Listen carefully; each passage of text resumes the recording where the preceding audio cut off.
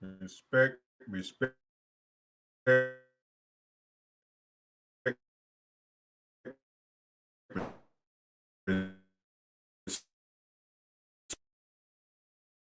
respect. Can y'all hear me? Give me some of y'all that don't know who's this is. Eddie Cobb is white, and the guy is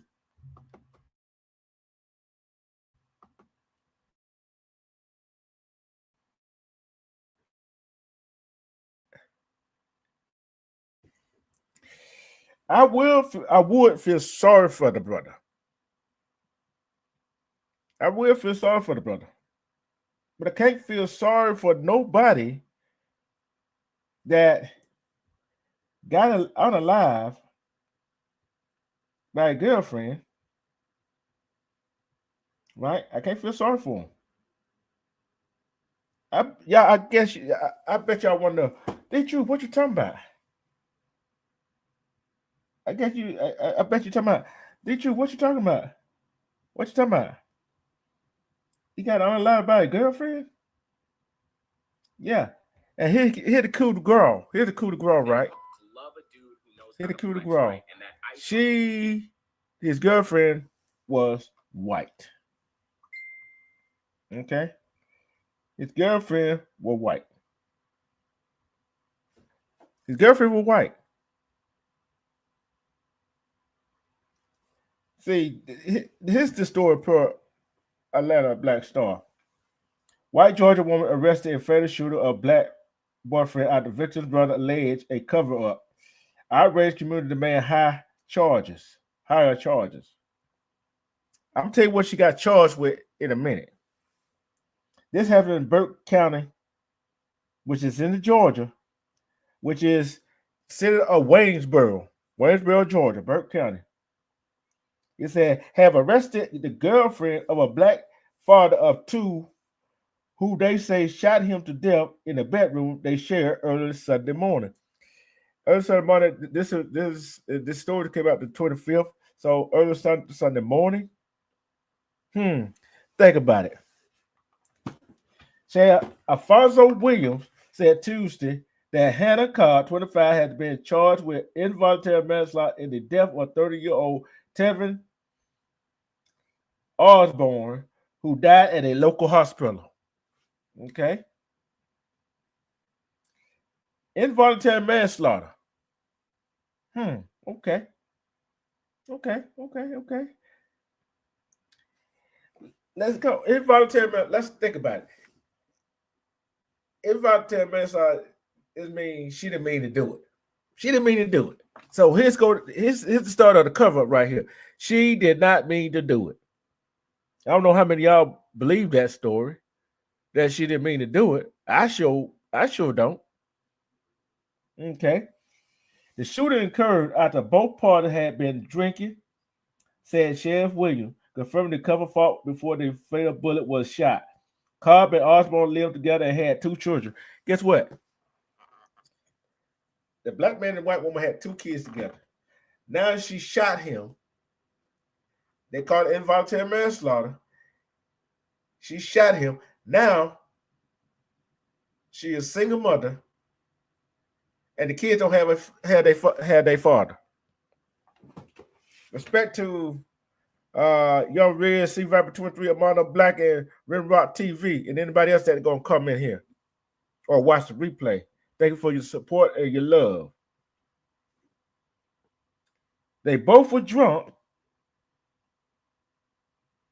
They both been drinking, right? Bible said they were drunk. They both were drinking, and they said it's what's going on? And they said she accidentally shot him.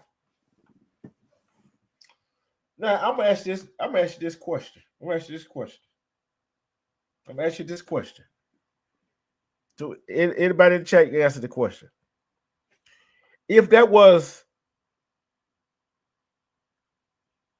a black woman shot a black man, a black woman shot a white man, right? You think they would have gave them black woman that shot a black man? You think they would have gave her involuntary manslaughter, a charge of involuntary manslaughter because they were drinking? You know how many people that had got shot because they've been drinking? The person that shot them was drinking or smoking, getting high. They didn't get charged with involuntary manslaughter. They got charged with first-degree murder. Okay, let's go on. Yeah, you're right. Life without parole. But what I said, shoot, that's 25. And then don't up and everybody else, don't forget about the gun charge they're gonna add to it. That's an extra 5 years. And other charges are gonna add to it. And they had 2 children together. So now the 2 children without no father. Now make it make sense. The offense committed leading up to the discharge of the firearm included simple battery, family violence, and reckless conduct, sheriff said during a news cover on Tuesday. Okay. The offense committed leading up to the discharge of the firearm included simple battery, family violence, and reckless conduct. Okay. And I bet you, I guarantee you, they're gonna say he did the simple battery, he did the family violence, and he was wanted with reckless conduct to justify her shooting him. Right? It is reckless to go out and get drunk and then introduce a firearm into an argument. It is reckless to engage in an argument where there's pushing and shoving going on. Cobb is being held at Burke County Jail. Jail said the sheriff, who stressed that the shooting was not an accident. What's up, Rich? The shooting was not an accident. Okay, let's go back to the beginning. But you said, but y'all charging her with involuntary manslaughter. You charge him with involuntary manslaughter. Involuntary manslaughter means it was an accident. But the sheriff said the shooting was no accident.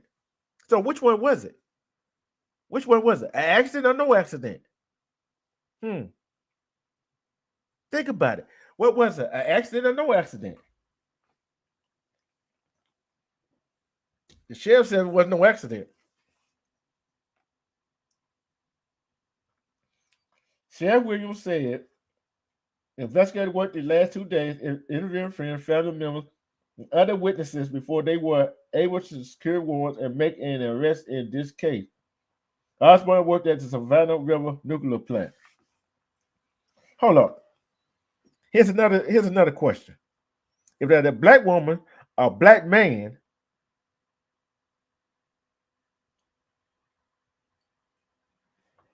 the sheriff said they had to said investigators had to work the last 2 days interviewing friends, family members, and other witnesses before they were able to secure warrants and make an arrest in the case.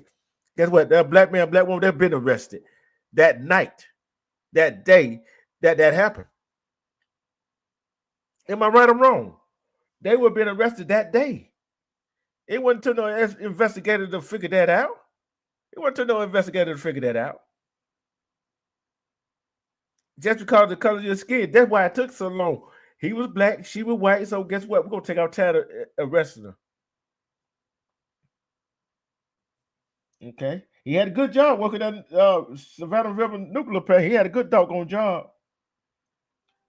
Okay. Investigator had said little until to that day, but Osborne's young brother, Roger Williams, pointed the finger at Cobb early on, alleging she shot his sibling while suggesting police were covering up for her because she is white.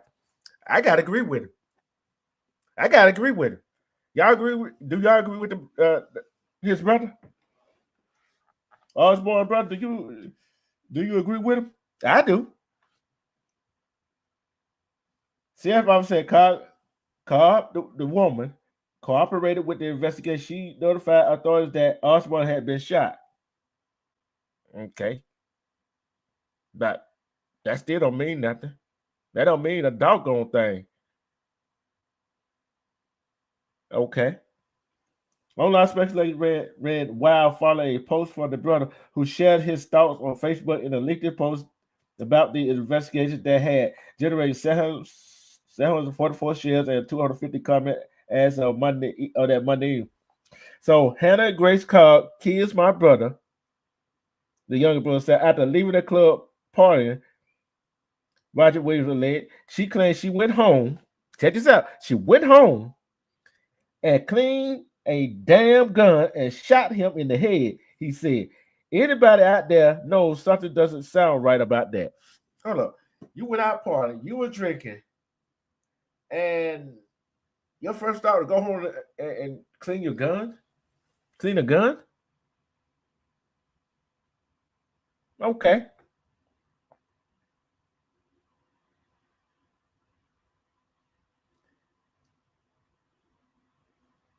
Then here we go again. The sheriff again said he has confirmed that Cobb was not cleaning her gun when the incident occurred.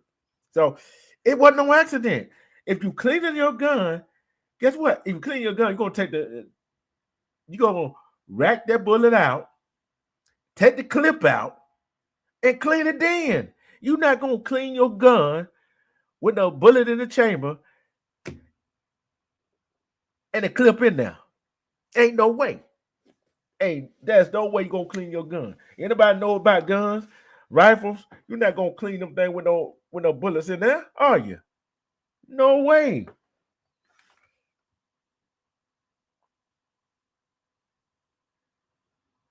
The Vincent brother goes on to ask why Cobb didn't put her gun on safety while cleaning it. Now, it ain't why she didn't put it on safety while cleaning it. Why she had the bullets in there in the first place, she go home and clean it. You know you don't clean no gun with no bullets in there. Come on. Any gun enthusiast knows that. Any gun enthusiast knows that. I know that. You do not clean no gun when you're drunk, because something might happen. Accidentally happen. Two, you're not gonna go home and clean the gun. You're gonna take the magazine out, and you're gonna make sure there's no bullet in the chamber. And guess what? How in the world you've been drinking? You're gonna go home, clean a gun, and accidentally shoot somebody in the head. You right about that. You right about that, Op. You don't never, ever do that. Don't put this comment up here. Don't put an comment up here. You never do that. You never do that. You never clean a gun with bullets in the clip or the chamber. You never do that. You never do that. The victim brother goes on to ask if Cobb didn't put her gun on safety while cleaning it. It could have shot anybody. Roger Williams said, who party gets drunk and goes home in the middle of the night and cleans a gun? That's what I want to know. Would y'all go home if y'all were partying all night, get drunk and go home and clean a gun? I sure hell wouldn't. I wouldn't go home to do that. The victim brother asked why the sheriff department had withheld this information from the news media. Yeah, it sounds like a damn cover up. Don't you think? Don't you think that it was starting to sound like a cover up? Don't you think that started to sound like a cover? They trying to cover it up. It started to sound like a cover up to me. Because you withheld it from the news media. You try to withhold it for the news media. Dang. How many times did she fire that thing? How long that gun had been clean? You right about that. You right about that. He continued, sorry, but I don't buy it. She needs to be locked up. It's negligent even to consider cleaning the gun if that what happened. What if a child was there? You clean a gun, you had to pull the trigger on the gun. So what the WTF was your finger around the trigger? This is ridiculous. That's the other thing. You don't have your hand on the trigger when you clean the gun. You do not have your hand on the trigger. Never. No bullets in the chamber. No, the magazine can't be the clip, magazine clip, whatever you want to call it, shouldn't be in there. A show don't have your hand on the trigger.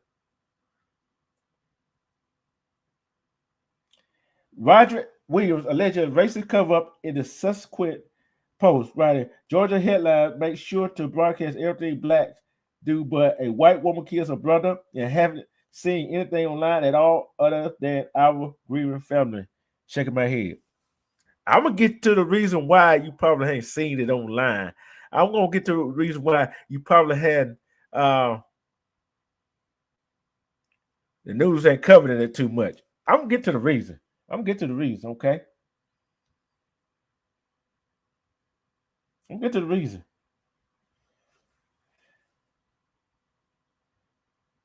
24 Roger, his little brother, wrote that his sources have told him the house his brother shared with Cobb has never been set up as a crime scene, and if so, it wasn't one right after my brother was found dead there. So that's the cover up. It was set up as a crime scene.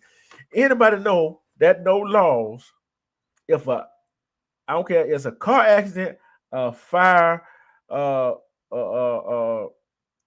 somebody natural causes, somebody got stabbed or got shot, they supposed to set up a crime scene, put a crime scene tape. What to put a crime scene tape?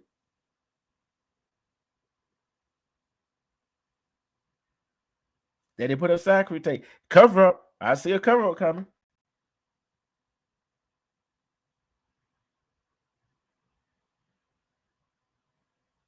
Okay. Okay. It goes on saying, would it be uninvoluntery manslaughter if he was true? If he was true, one to pull the trigger. Answer that as one user. Nope. Another added, how the heck are we saying involuntary when he literally just said had been determined this was not an accident? That's what I'm trying to figure. How the way you figure it was an accident, involuntary? Yeah, she need a higher charge. Okay, I'm gonna find something else. I'm gonna find something else. Okay, let me see.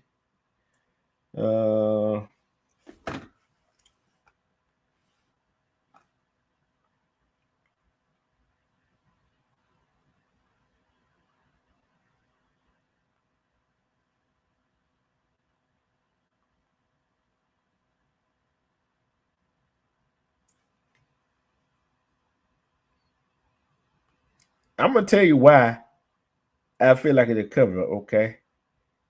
Boy, she don't look good, yeah, boy. Oh boy, she needs some makeup on.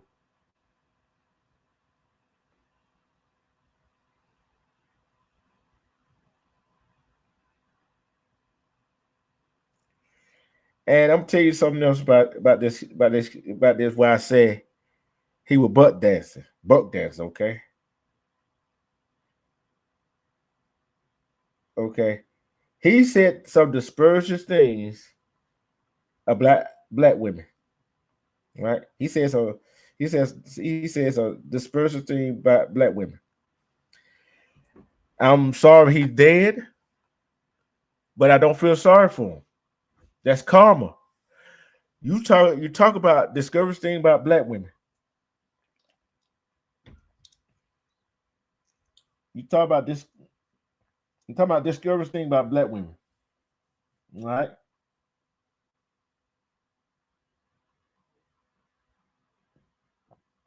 And there was stuff on the. Okay, here we go. We're going to the roots now. I'm going to the root.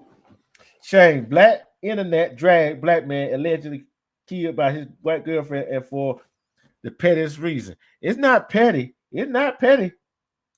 The news of a black man allegedly being slain, killed by a white woman who turned out to be his girlfriend during Black History Month shocked many black readers. However, when a few people did some digging into the victim's social media profile, they were traded. They were traded in their remorse for disgust. Okay, I'm gonna tell you why. Okay, see, can I See, can I with the show? See, can I find it?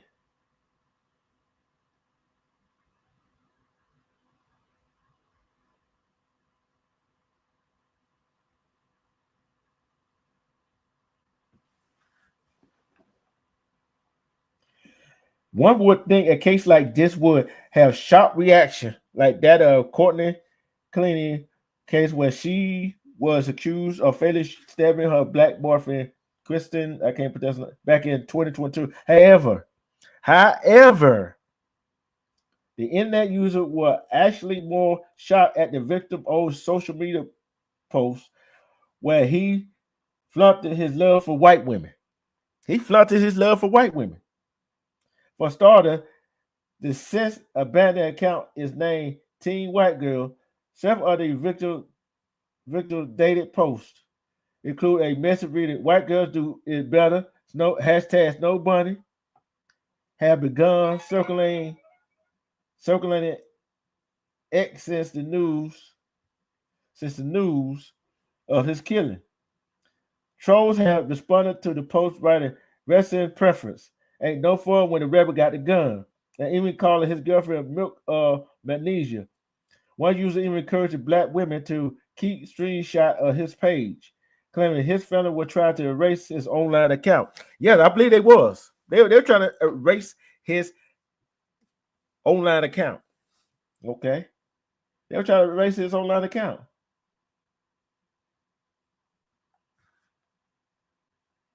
Not even the death will you be able to escape the wrath of social media. Okay.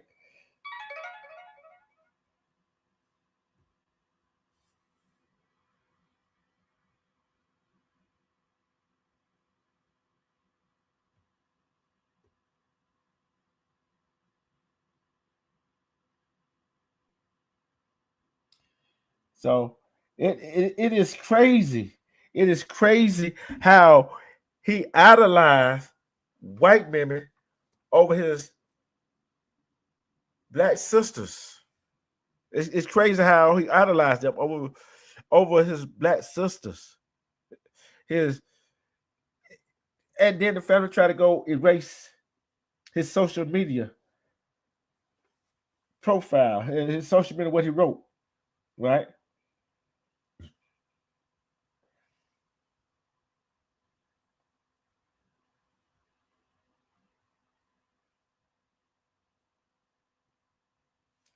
See, I can't feel sorry for nobody like that. Although I talk about women, I don't specifically say white or black. I don't specifically say what color they are. But when you downgrade your sisters, when you got a black mama, you probably got a black sister, aunt, grandmama, black niece, and one of your two children might be, and one of your children might be a little girl that is half black, half white. How can you downgrade them sister? How can you downgrade them queens like that? I want to know. See, I can't get down like that. See, if my preference were white women, I'm not going to bash the black women. Like, now, if this was a black woman that did that to a white man, a white man did that to a black woman, and I found out that she was blessing, uh, uh, uh, she was bashing black men, I said the same doggone thing.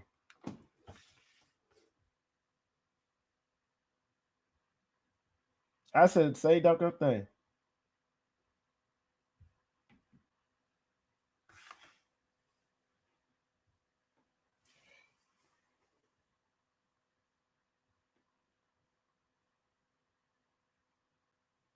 Okay, here's another thing he said. Telvin Osborne once said he'd rather sleep with a dog than a black woman. Now he's dead, and social media has thoughts. He said he'd rather sleep with a dog than a black woman. What y'all think about that? I'm not bashing the brother, but I'm calling like I see it. Dead or alive. If you put that on your social media post that you rather sleep with a dog than a black woman, and this happened to you, you buck dancing. You buck dancing. That was back buck dancing gone wrong. Why would you say that about somebody that birthed you? You talking about your mama, your sister, your aunt, your cousin, your grandmama. So that's what you talking about. That's what you talking about.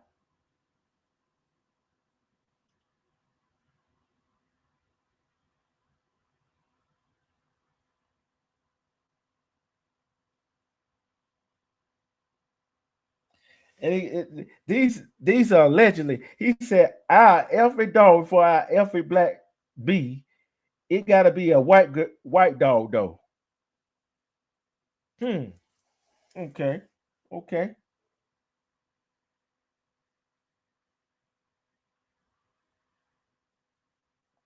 This statement, along with other remarks praising white women, were denigrating black women, had fueled a polarizing response to his death. Some social media users expressed sadness over his tragic fate, while others pointed out what they saw as the irony of his demise at the hands of the very demographic he exalted. Which I agree with that. I agree with the other folks with that.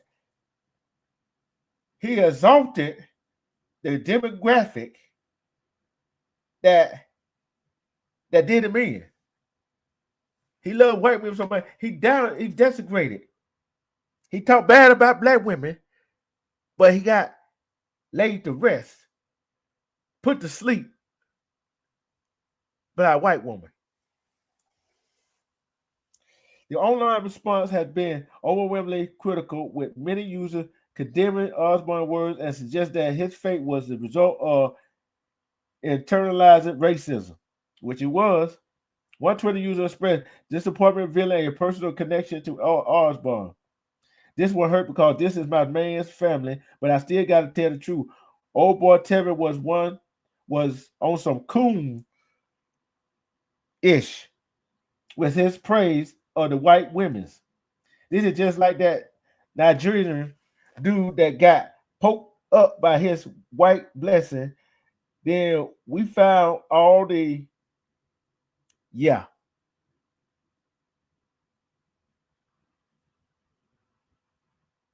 Respect, Shedwanda William. Respect.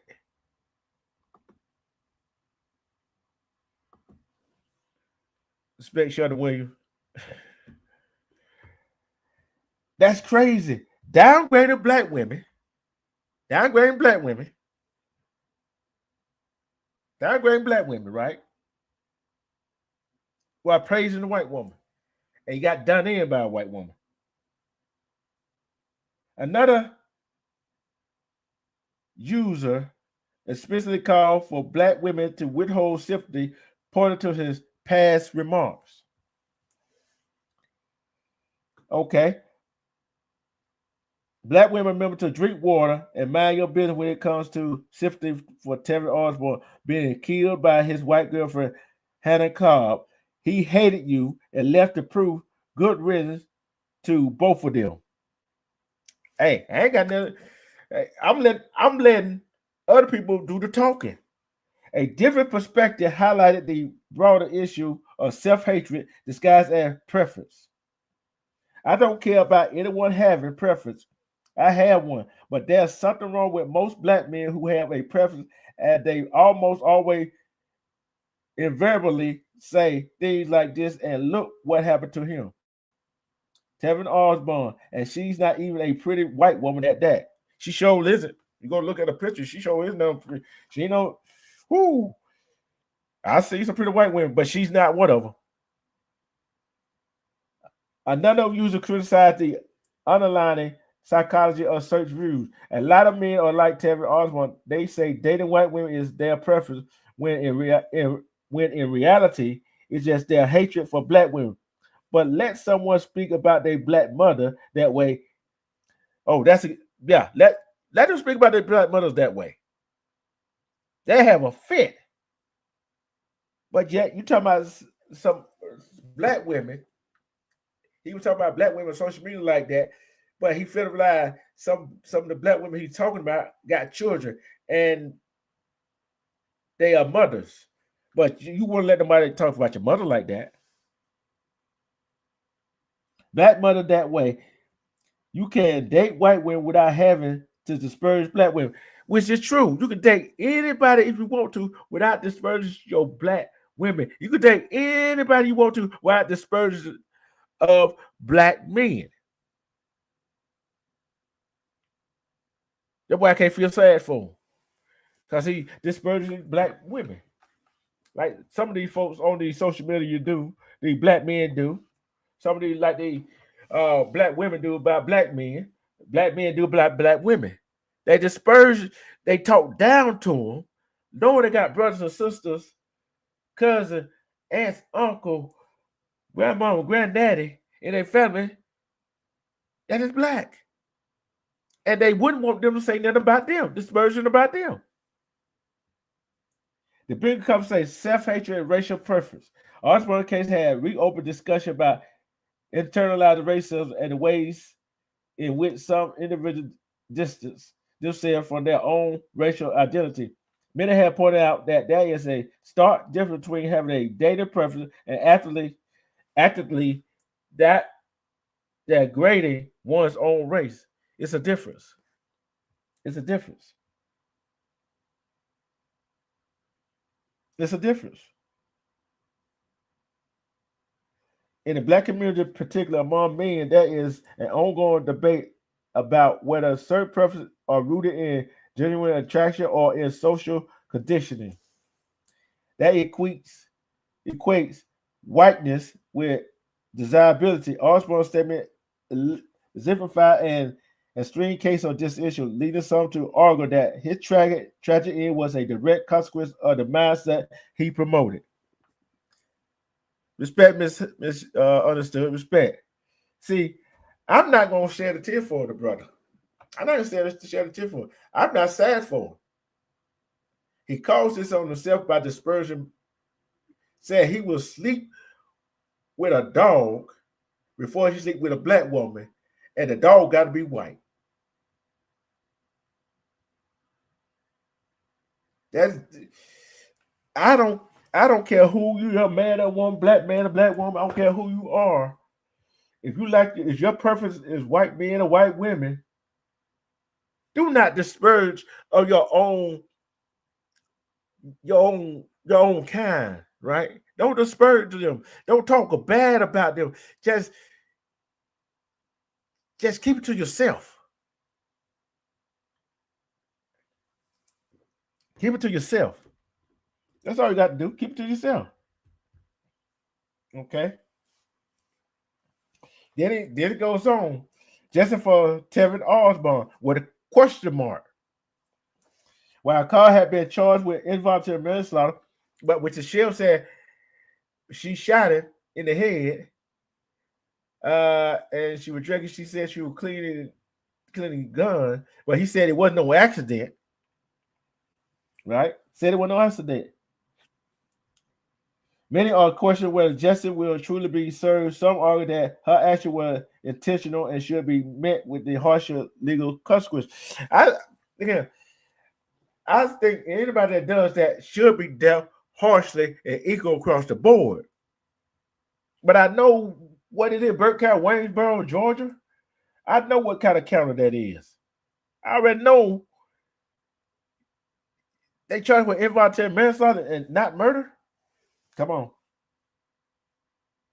Utterly, Auburn past ridicule had tainted public perception of the case, making it unlikely that his death will receive the same level of outrage as other domestic violence incidents. Which I gotta agree. That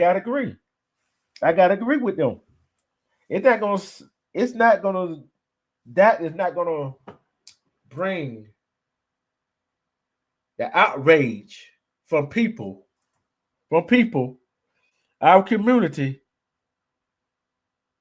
to shout they want justice for him. Because what he put on social media.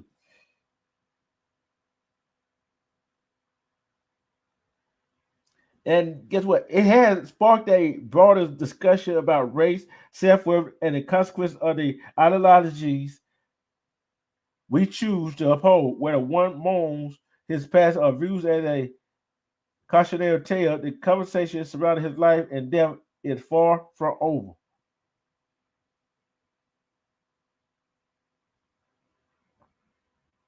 Okay? So I'm saying to y'all, how should you feel about that? Talking bad about black women and the one and and and white women he's upholding on a pedestal, but talking down to black women. How do y'all feel about it? How do y'all feel about it? I'm gonna go to commercial, and when I come back, hey, it's gonna be open. It's gonna be open. It's gonna be open. Gonna be open. Gonna be open. It's gonna be open. All right, it's gonna be open.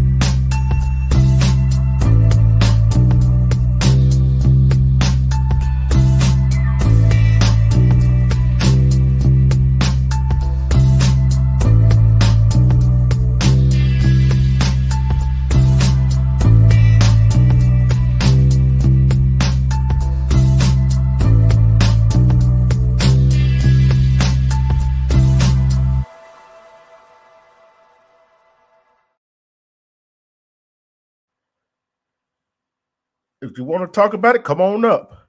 Let's talk about it. Am I right? Am I wrong? Do not feel no sadness for him. Respect, bros. Am I right or wrong for feeling no type of way about it? I want to see justice for him. I want to see justice for him, but I'm not going to be in an uproar about this one. Cause the dispersion things he said online about black women.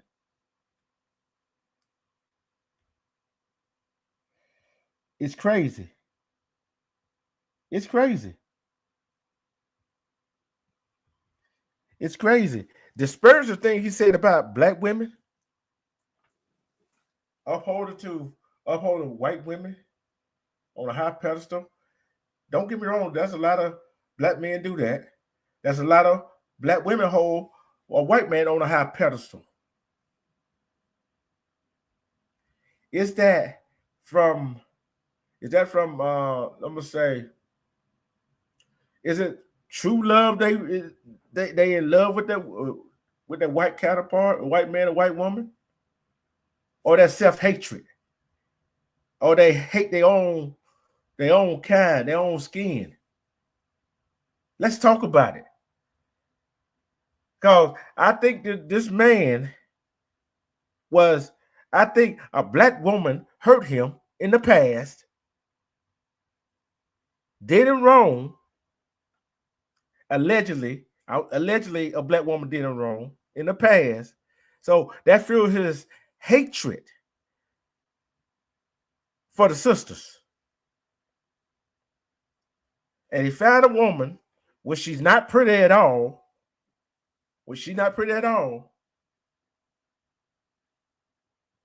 To stroke his ego, per se. They go out drinking. She comes home to clean a gun and accidentally shoots him in the head.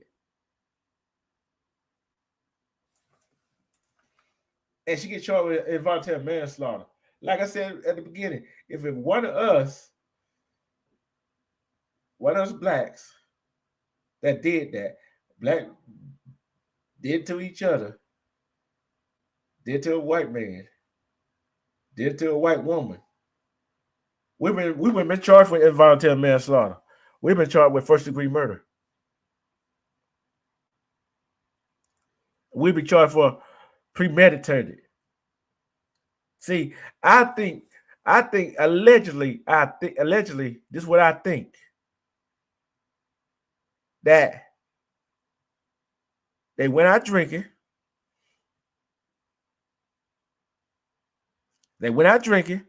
Right?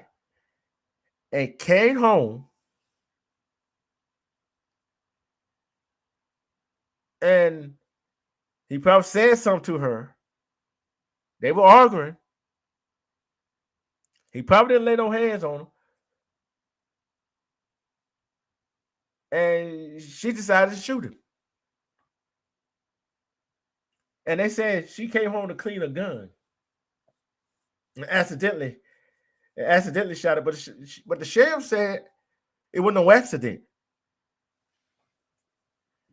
So what would make a sister and brother talk disparaging about their own race, their own kind? What would make them do that? I want to tell you what it is. I'm going to tell you my thought on that right now. They want to be white.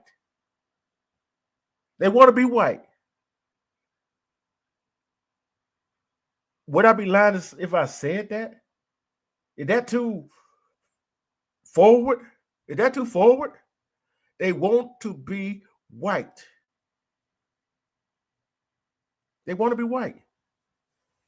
Because what else the reason why you want to talk down to your brothers and sisters that got the same skin tone, you brown, dark chocolate, light skin, that got black in you? Why would you want to be disparaging to your own people? You're supposed to be uplifting your people. And then the family member try to hurry get the social media posts down that he had posted about black women. But it was too late. Some people got them screenshot what he said, right? Some people don't screenshot what he said. Got the pictures, what he said about black women. How do you feel about, a black man, a black woman saying they really rather to F a dog than F a black woman or F a black man? How do y'all feel about it? Just let me know. How do y'all feel about it?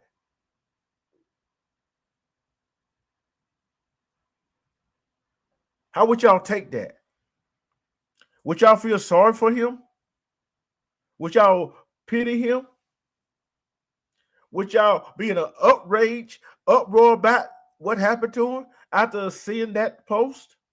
Them words that he said about black women, would y'all be in an outrage? I know I won't be. I know I won't be. I don't feel no type of way for. I ain't got no feeling for them. Talk about I love me some black women. I love me some sisters. I love me some queen. I love me some Nubian queens.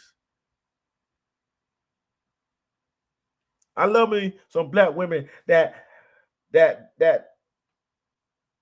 populated the earth. Respect my Cali sister, Monique Hill. Monique Hill, I want to ask you this question. I want everybody to answer the question right here.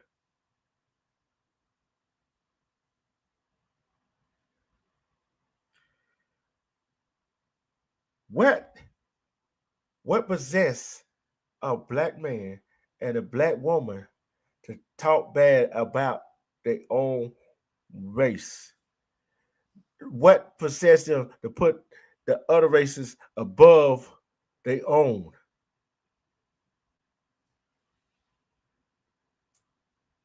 What possessed them to do that?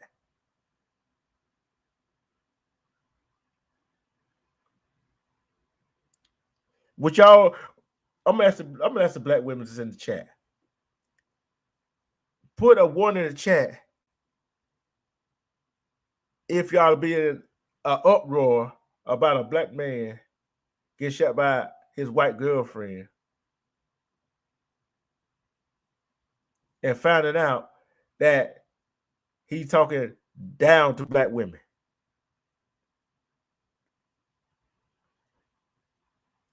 Would y'all be in an uproar about it? Would y'all be angry about it? Yeah, that is self-hatred. That is self-hatred, Monique. And I look at them women and men that does that, they hate themselves. They hate the skin they are in.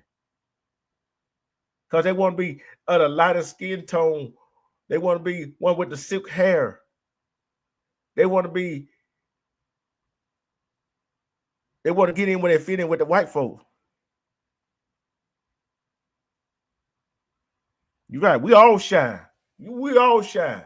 See, as a black, as a melanated that we are, we shine. We always gonna shine. We always gonna stand up. But when you hate yourself, when you hate your own skin, when you hate the own skin that you're in, and talk about the people that got almost got the same skin tone that you have, I can't feel sorry for you. I cannot feel sorry for you. Because you discourage black women, you discourage black men. I'm talking all of the black men and black women that does that. Not knowing what your counterpart or the other races are doing when they're around their friends and their family when you're not there. I'm not saying you can't love who you love. I'm not saying that. You can have your so-called quote unquote preference, but don't desecrate it. Don't desecrate your own race, your own kind. Don't desecrate them. Don't do it at all. Because you might, what, like this guy and a whole lot of other men and women that done did that. Like I said, that white woman that he was with, she ain't pretty at all. She ain't, I don't know. And they say it was involuntary manslaughter. I'm still stuck on that part too. I'm still stuck on that part. Involuntary manslaughter. And then they didn't tape off the house, do an investigation on the house later.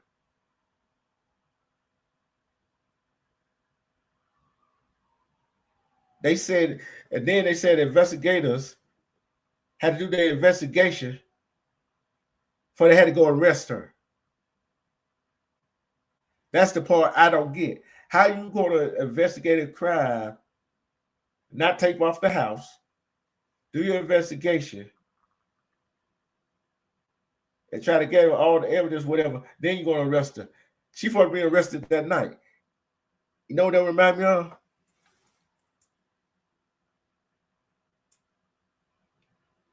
He sure did. He sure did, Monique. He sure did.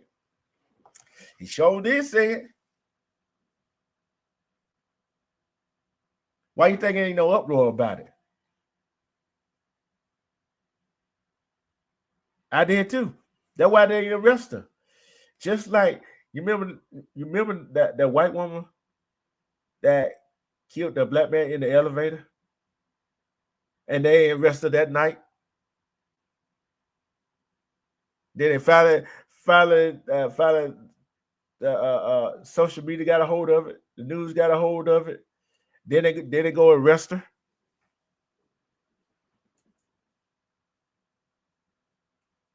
I'm gonna ask this question: who all think she gonna get off? Who all think she gonna get off because there ain't no uproar about it? But the family members and his friends. I think she gonna get off. I think she probably get less. I don't think she gonna get charged with involuntary manslaughter. I think gonna be less than that. I think if they do go with the charge of involuntary manslaughter, she gonna get a slap on the wrist, tie probation, and out. And the problem I have is that them kids that they have, them two kids that they got together, what kind of twisted lies she gonna tell them why their father's not there?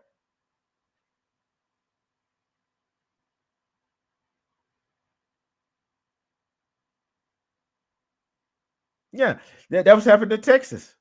Yeah, you're right. Respect, CC. See, that what I'm trying to get. That's what I'm trying to comprehend. Why our people? Why do I? Yeah, them kids gonna guess what? They're gonna think of a lie to tell them kids why they father ain't there. I guarantee you that. I guarantee you the brother, his mother, his other sisters, whatever, that family side of the family probably won't get to see the kids and tell them what really happened. I guarantee you that. See, one, the family should have told him not to write that stuff about black women. Should have told him they should have just told him don't say that about black women. Because I know they see his social media post. How many of y'all in the chat follow your family members on these social media platforms?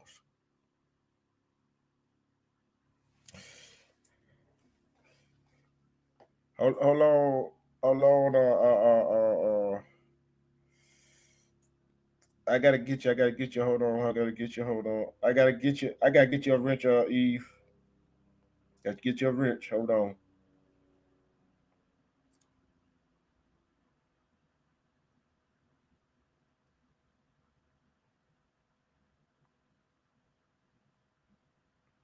Type one more time. Type one more time.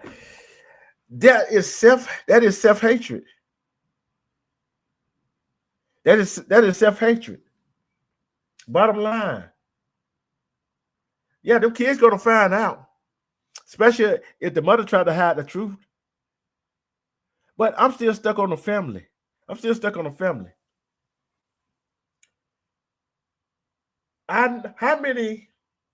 many of us follow our family members on the social media app?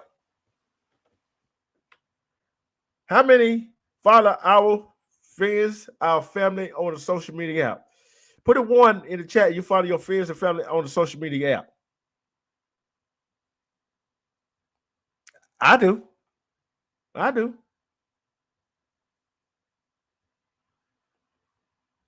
Same to you. I do too. I hit you up when the show's over.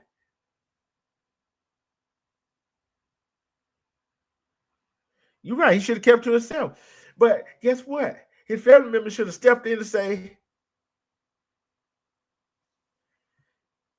drop the link. Hold on. I'm gonna misunderstood. Everybody that got a channel, you can drop the link in the chat. You drop the link in the chat. You can drop.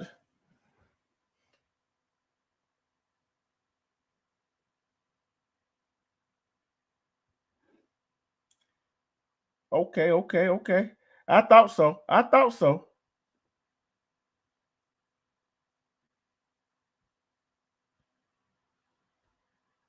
I thought so.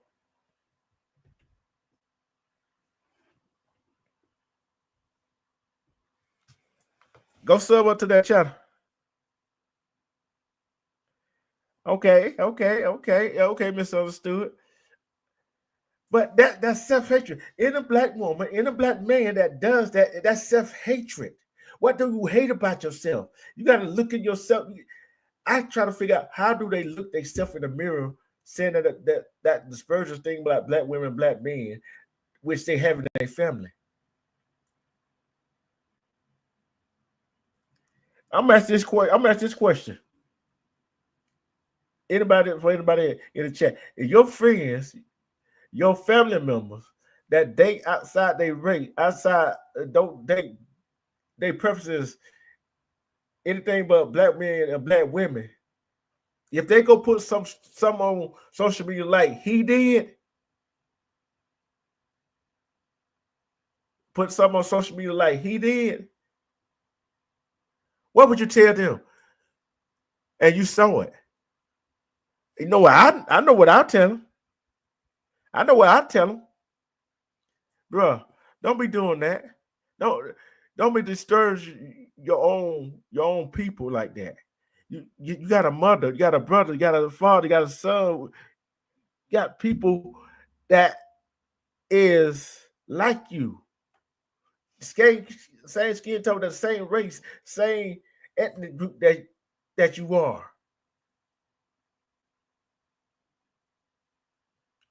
And your kids is have melanated. So you got a daughter, you got a son. What gonna happen when that gets out? And your son or daughter sees it, and guess what they're gonna think? Oh, you don't like me. You don't like me. You don't like the skin that you in. You don't like your mother, you don't like your father, you don't like your brother, your sister, grandma, or so on.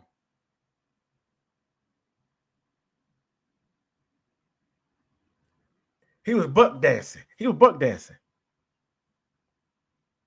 He was buck dancing. And that's when it went wrong right there. Because guess what? I know our sister be on the front line marching and talking on social media, trying to get justice for this brother. But guess what? It's crickets. It's crickets right now. The family members didn't save him for himself. I know they see his social media posts about black women.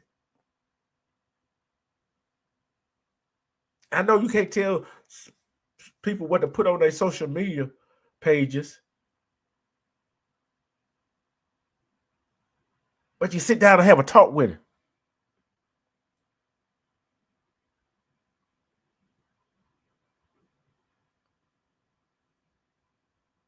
You gotta sit down and talk to your brothers and sisters about.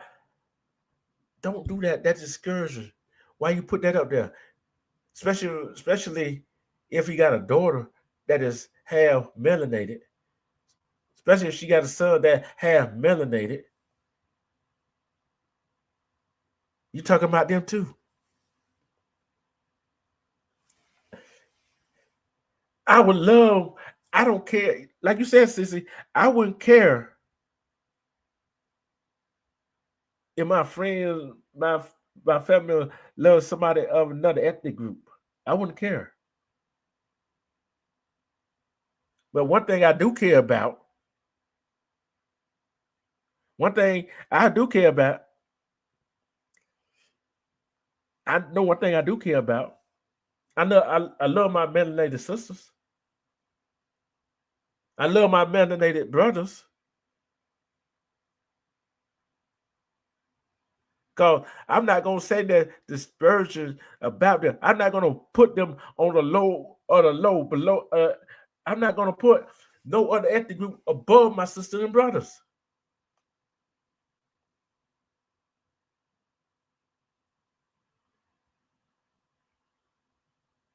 I'm not gonna put them above my sisters and brothers. Are you gonna put any other ethnic group above your sisters and brothers? Are you gonna put the other ethnic group on a high pedestal? I sure hell not. Cause they don't deserve that. Like Jetty J said, what have they done for me lately? What have they done for me lately? When the real stuff go down, what they gonna be at? What they gonna be at when the real stuff start hitting the fan?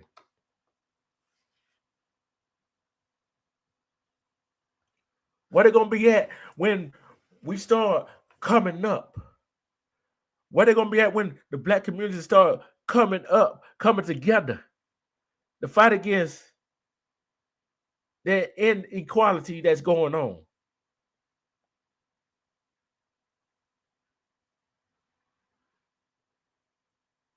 Where they gonna be at when our backs against the wall?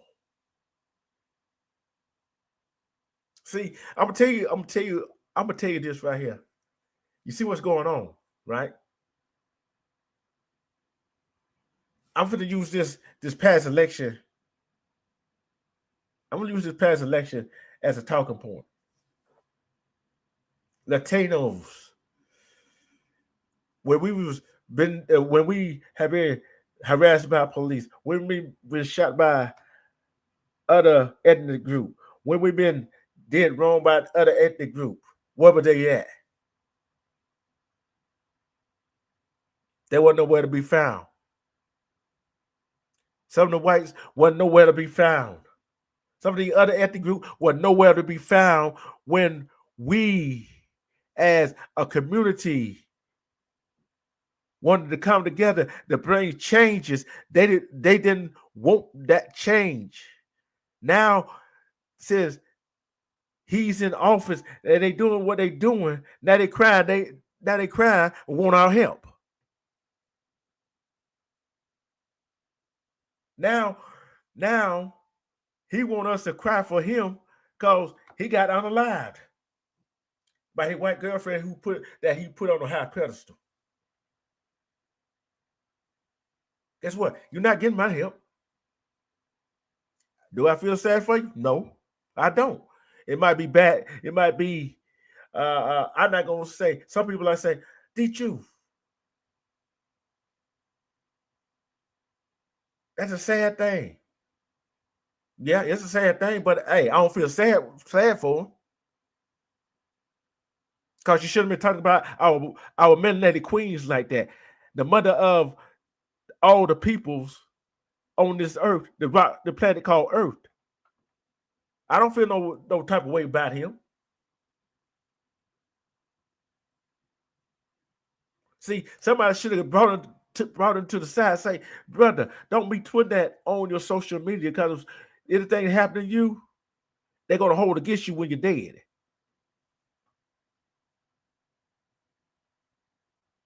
Self hatred is real, people.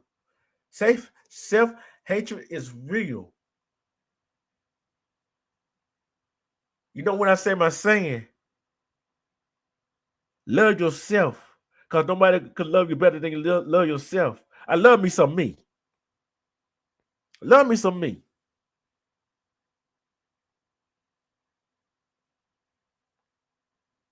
Because she didn't love, because a woman gives you 2 kids, gives you some children. That means she loved you. Cause that white man gave you this and gave you that. That don't mean he loves you. See, they infatuated with us. Our melanated skin. We can stand the heat. We can stand the sun. Our skin glisten in the sunlight. What happened to them when they get in the sun? They start turning red like a lobster or a crab. But some of our people need to wake up. Because like I said, although you are dating your so-called quote unquote perfects, what are they doing behind your back? And what you going to do about it? What you going to do about it when they call you, when they when a white woman call you an N? Black women, what you going to do when that white man calls you, or any other race calls you an NB? What you going to do about it? Or you going to go cry to your friend and your family because he or she said that to you? So if that was my family member, and somebody told her that or him that, you know what I said? You chose that bed, not lying in it. I'm not gonna get mad. Especially after the social media post you've been put up. I'm not gonna be mad at it. I'm not mad at all. I'm not gonna be mad.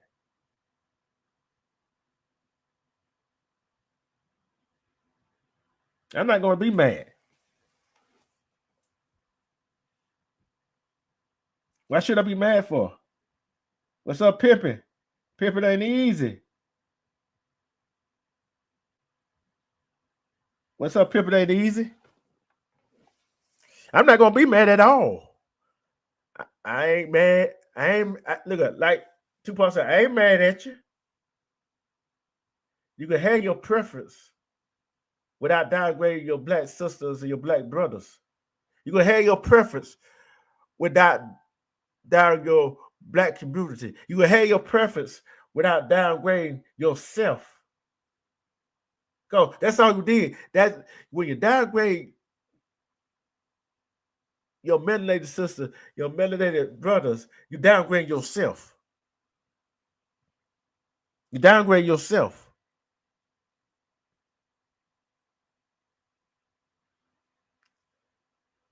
You downgrade your self-worth.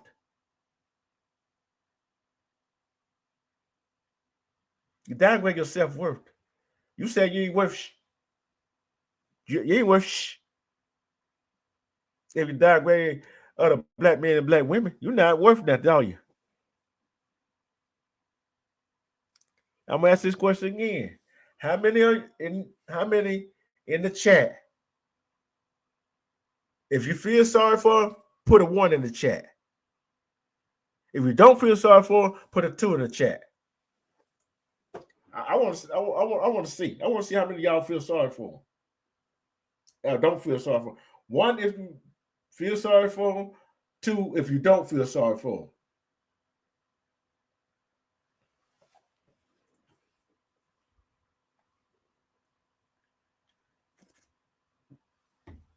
I don't feel sorry for him.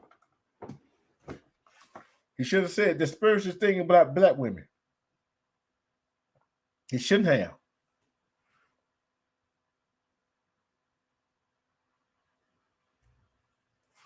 Shouldn't have.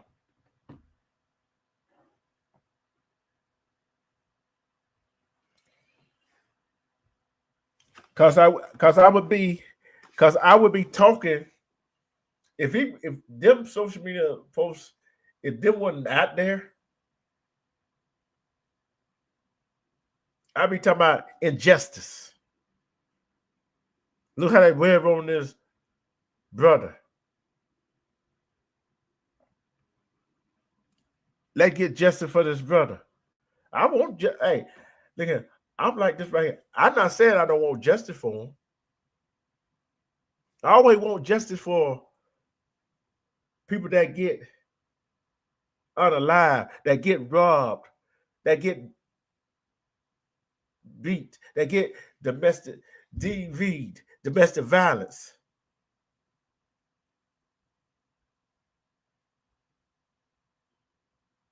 See, I want justice for all of them.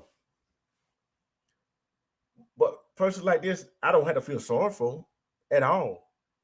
Not at all. I don't have to feel sorry for him, do I? Do I have to feel sorry for him? No, I don't. I don't have to feel sorry for him at all. Because what? He showed him feel sorry for us. Did he?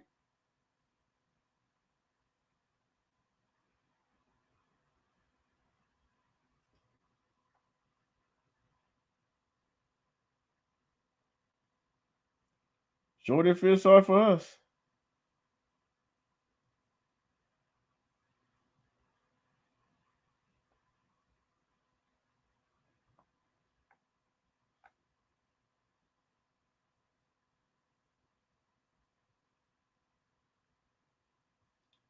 Sure didn't feel sorry for us.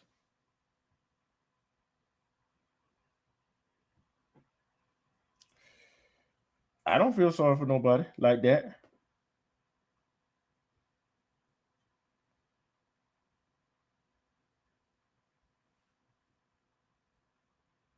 Do you feel sorry for him?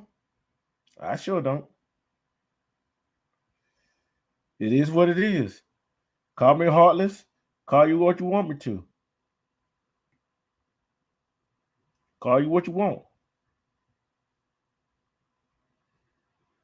Call you. Hey, you call me what you want. But one thing you cannot say that I don't tell the truth. That I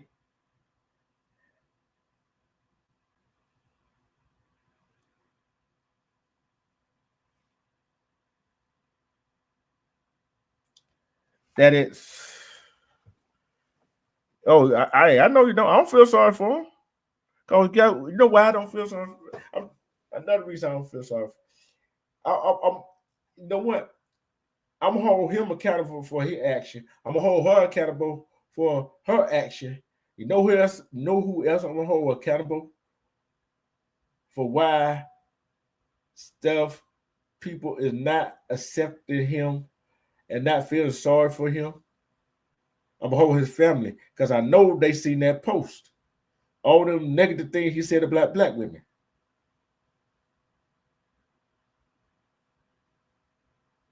All that negative things he said about black women. Hold on, I'm see can I go find some more. Hold on. See can I go find some more. I'm see can I find his social media. See can I find some more. So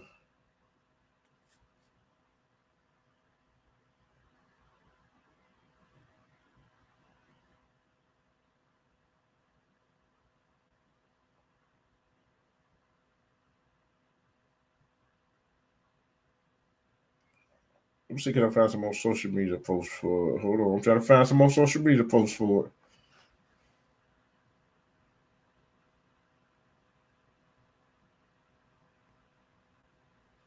Okay, this is Augusta's Press. Okay, let's see.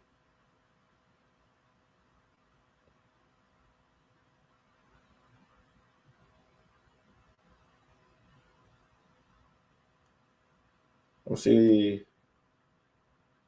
Let's see. No, nope, that wasn't that right there.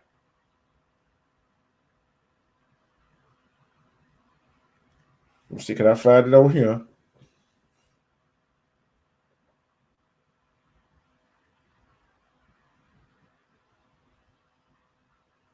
Like I said, she ain't no pretty woman. she is not. She is not that pretty.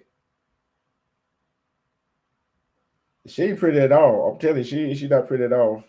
People, she ain't pretty at all.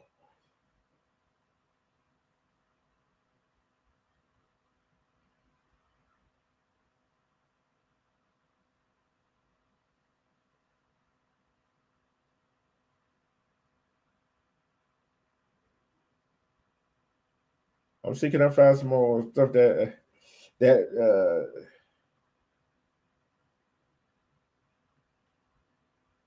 let's see what else. I'm trying to find some more stuff that he said, but it goes on as often, more often than you think it does.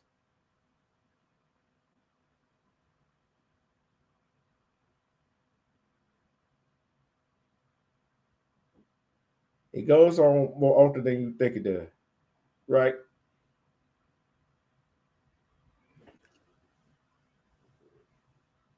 Let me see.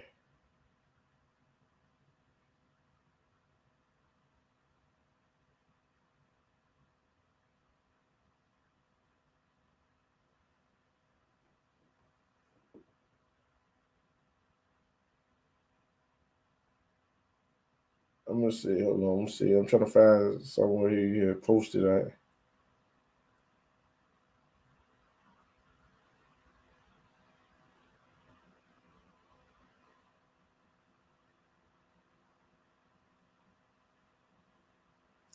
And he also said this. What he also said.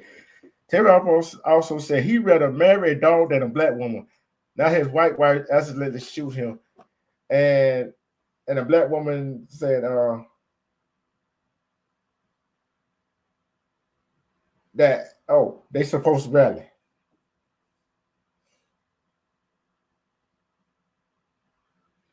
And one response says, "Nah," said, "Oh, black women's on break.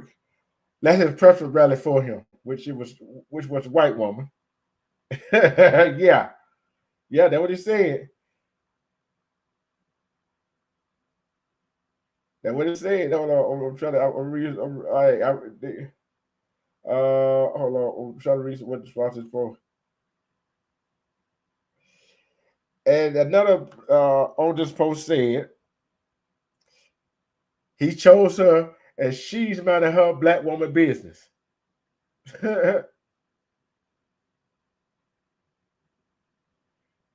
then another one said he said he'll die about her. She made him keep his word. Mm, mm, mm.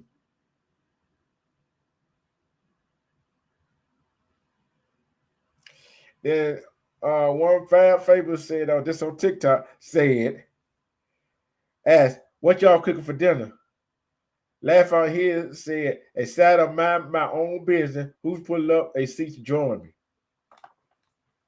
These black women talking. These are black women that are talking.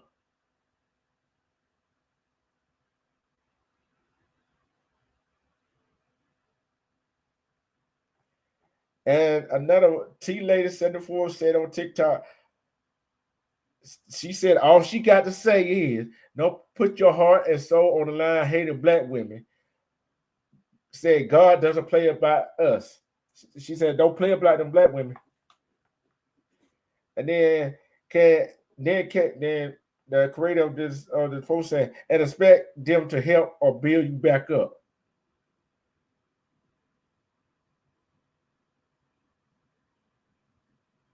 You right.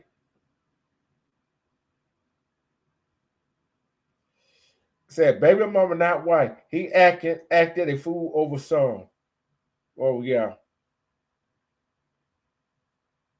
I'm just reading everything the black woman said. I was just over here minding my black woman business. He died doing what he loved. By concept, condolences to his family.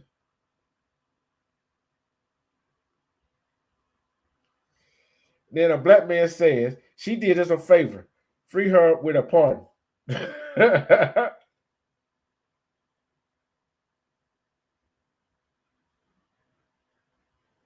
Then another one said, she gonna get away with it, but let me continue to sip on my drink. It's crazy how it goes, ain't it?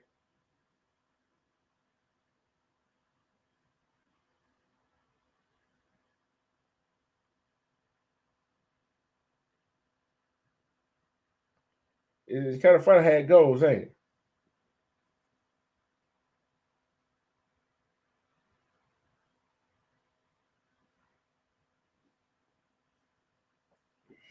Let me see.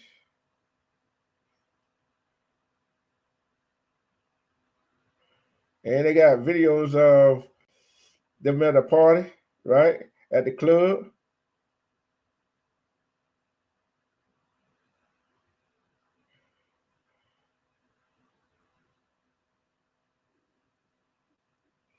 And they about and they come out, know that we listen and don't judge. It said we listen, we don't judge. Now Terry Osborne, they pure audacity towards black women, and your mother's black. Yeah, you right about that.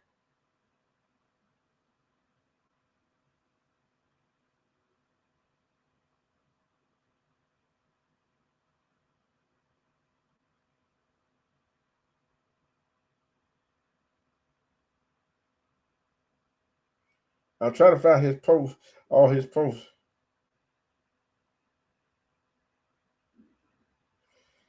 See, now they fella want us to ride or die with him. No, we're not rallying for you, brother. You caused this on yourself. You caused this on yourself.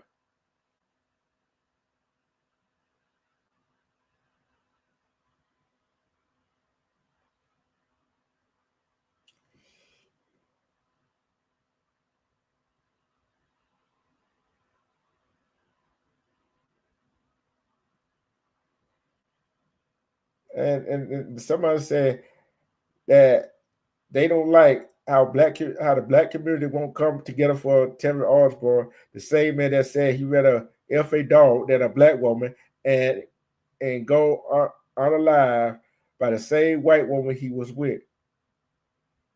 Then it goes on to say, now you want us to come together for Terry Osborne after he was openly insulted black women. I find that crazy. But anyway, what do and she said, what does she know? Ain't too much she know.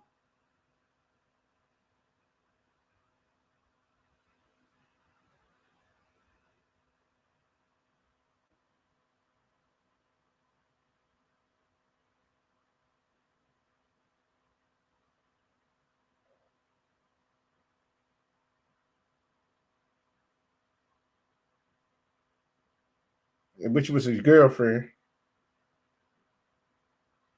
Okay, I want y'all to hear this right here. Hold on. I want y'all to hear this right here. I want y'all to hear this. I want y'all to hear this. Then I'm gonna get out of here. Then I'm gonna get out of here. Self as someone who has a great deal of empathy. Like, I don't wish harm on nobody. I don't sit there and get happy when people get hurt or people pass along to the next life. However, I don't know if you've heard about this guy named Telvin, but he was unalived a couple days ago by his wife. And when I tell you, I'm not going to lose a wink of sleep thinking about the sadness surrounding that situation. And the reason being is Telvin has had a peppered past of putting up really awful, racist, colorist, self-hating tweets about not liking black women, but like super hateful, like nobody asked and yet he shared his opinion. And it was like, one of them was, I would rather boink a dog than a black woman. And you want to know who sent this man to his maker? It was his white wife. His white wife sent him to his maker.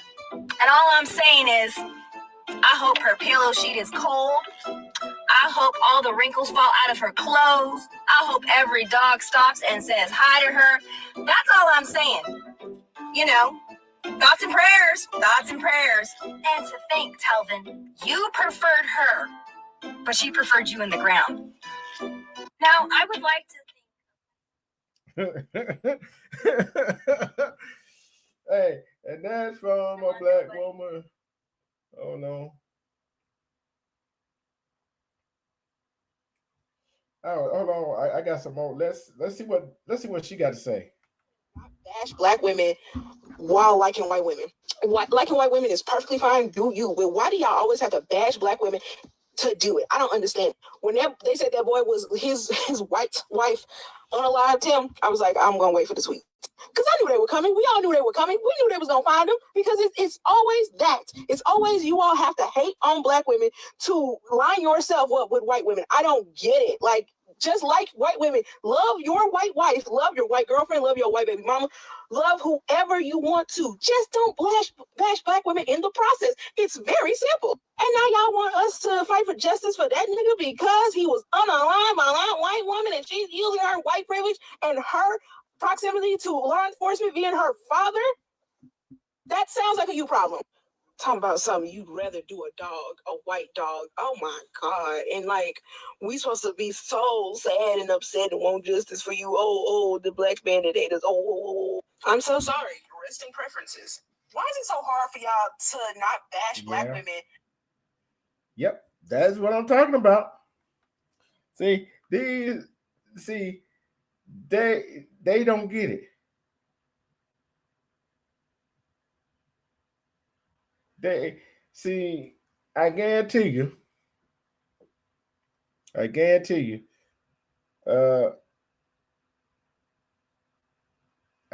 you that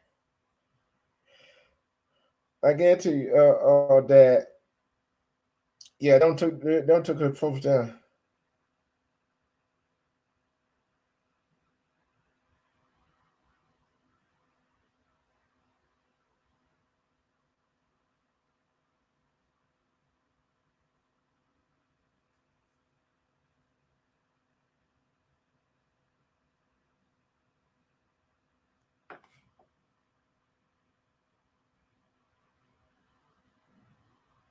And this one TikTok got up here. Telvin Osborne and his cousins are coming out with a lot to say about black bees. That's really helping the case, ain't it? It really helping the case. It really helping the case. Hey, together. I want to see. I got to see what she got to say about it. So I got up on this here app, seeing what the news is, see what everybody talking about it. Came across this Telvin Osborne story.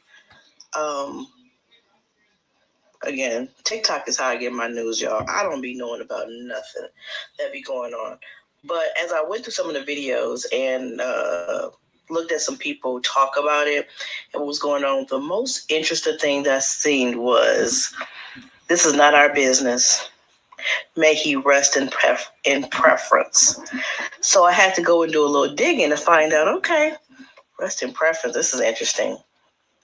So apparently this is a gentleman who had his preference of non-black women, and which is his business. But where I have my issue is, if you don't like black women, you don't have to tear down black women to justify your preference. That has always been a big issue with me. If you like Caucasian women, Asian women, Hispanic women, more power to you, brother. But there is no reason to justify that by talking about or trying to degrade a black woman as a black man. Like the sister said, may he rest in preference. If you know, you know.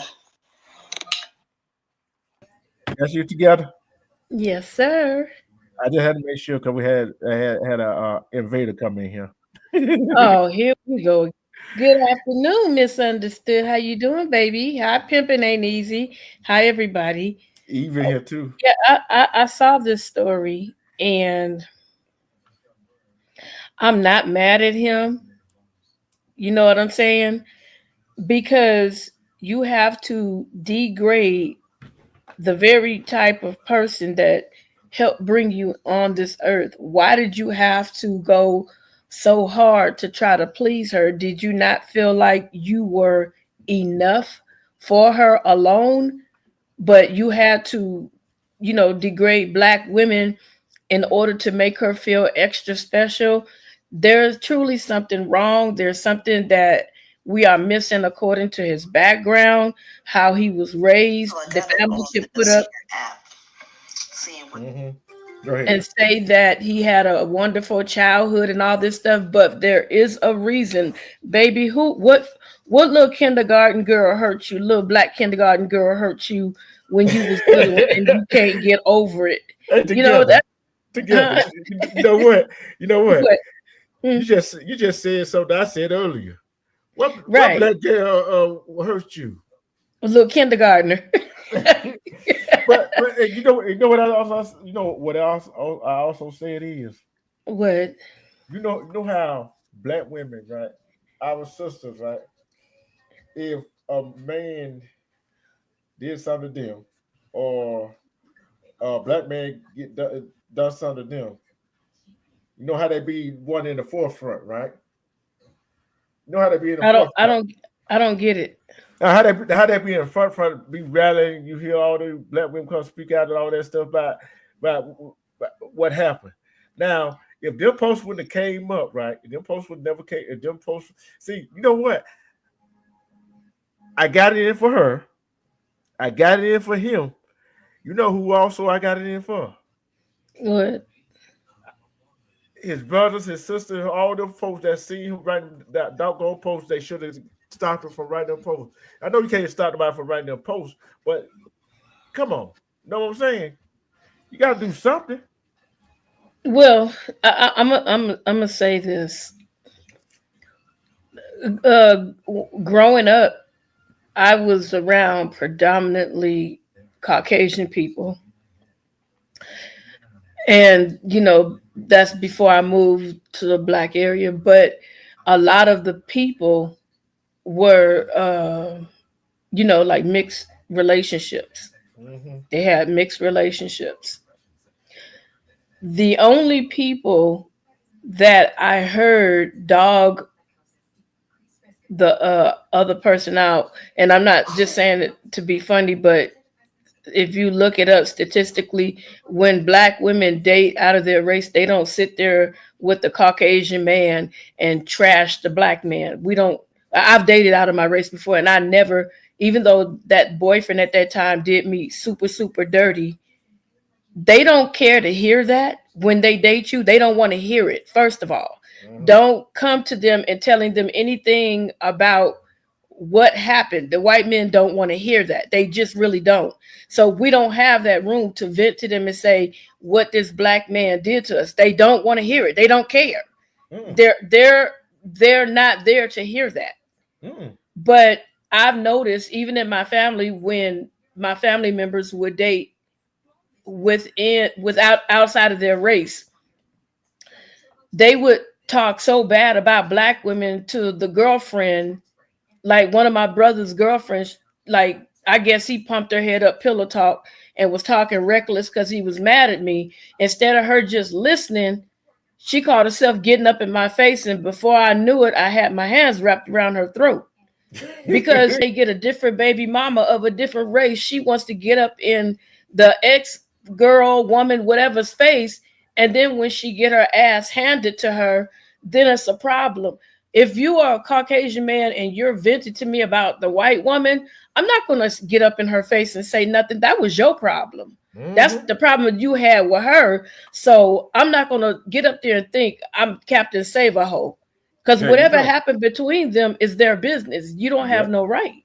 And black women deal with that a lot. And I'm not saying all black men, I'm talking about the black men that date out of their race. They tend to do that. They tend to talk down to us. And then when something happens to them, they want us to get out there and rally with them. No, you made it very clear how you felt about us. Like this gentleman, he'd rather have intercourse with a dog, but it had to be a white dog.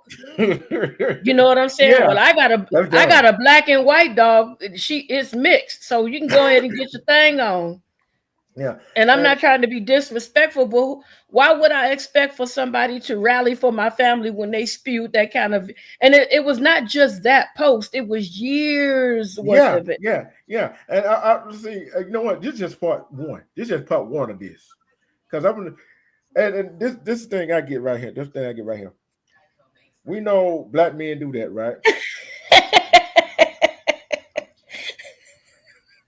I'm not a remedial.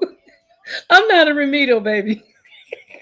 I just have low tolerance. I just have low tolerance. I say love who you love. I don't care who you love. I don't care who you Just are don't, in a relationship, who yeah, you are in a relationship with, but don't crap on your own race yeah. because you never know when you might need your race. Mm-hmm. You never know. I don't care. You could date a polka dotted alien. I wouldn't care if you happy and you But, smiling. That's mhm. cool. No problem. But I'm telling you this right here. I said this on both sides, black men and black women, right? Black men does it, and black women does it too. When they got them, when they get up there to get the high status, they get that smelling themselves. Well, And we boo boo on y'all between our girlfriends and not knowing that our girlfriends is like listening, so she could slide in the sheets with you. So that's the no, but you know what I'm saying though. But but both of them does it, right? And then also they'll start. not as much as black men, because I'm telling you, those mixed race of men, they don't want to hear it. They don't. They don't care. They Oh, don't care because they're too busy thinking, "Oh, I done got me." I'm not saying all of them, but they thinking I got me a black woman, so I can pee up. That pisses off the black man more than us sitting there talking trash about them when they but see us with another race. but the thing about it is, but that's one thing. Some some. Well, I'm gonna say this: them boys that care about that. You see what I'm saying? The real men ain't gonna. You can say what you want to say. Forget it. You know what I'm saying? And walk Mm-hmm. the other way. Just don't come disrespected towards the other way. Like some women, some men. Oh, okay, Mondo. Yeah, yeah. So I already knew that. Why I want to pay attention to that. But the thing is, thank you for your view. Uh, but but I hate when you do that. You just knock me off of my square and make me laugh. what I was saying was that some no reason that happens, no reason that happens. Either the black man or the black woman done dated within the minority black race, and somebody done done them Mm-hmm. wrong, Mm-hmm. and they get one of these stupid white idiots. I'm calling them idiots. Go run their mouth to it, and they are one of them. And guess what? And then they see they ex out of the club and drink whatever. And you know what happened when they get that little look in them, don't you? Yeah, they get liquid courage. Mm-hmm. And guess what usually happens? They get medically induced. Yeah, yeah. Get knocked the F out. I know, I know. I just want to be funny. I I know know. they get their head tilted to the left. Mm-hmm. Yeah, that's not a good idea. I think people really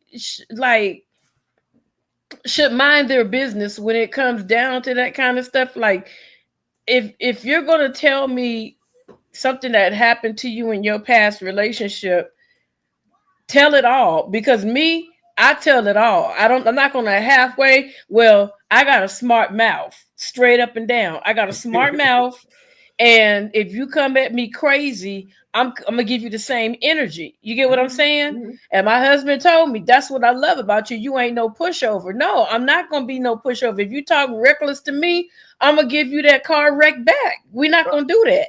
You I'm know what I'm asking you, saying? yeah. And I'm gonna respect you. And now don't try to do me in public because oh baby, it's gonna be a wrap. You're gonna be sitting there trying to talk to me. And I'm not going to say one blessed word, but as soon as we cross that threshold, you're going to be everything I could think of. Yeah, hold on. I forgot to play this earlier. I forgot to play this right here earlier. I forgot to play this earlier. This for both of them that got I forgot to play this earlier. Hold on. Welcome to Wolfpack Airlines. Please be ready for takeoff to nowhere.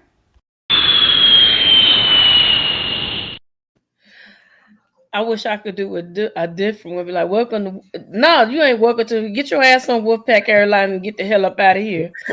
but I'm gonna say this right here. One. I'm gonna ask you this question right here.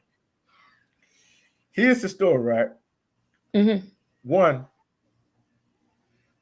Hold on a second. Hold on a second. I just noticed Buck dancing gone wrong. You is a straight fool. That's what it was. That's what it was. I just paid attention to that.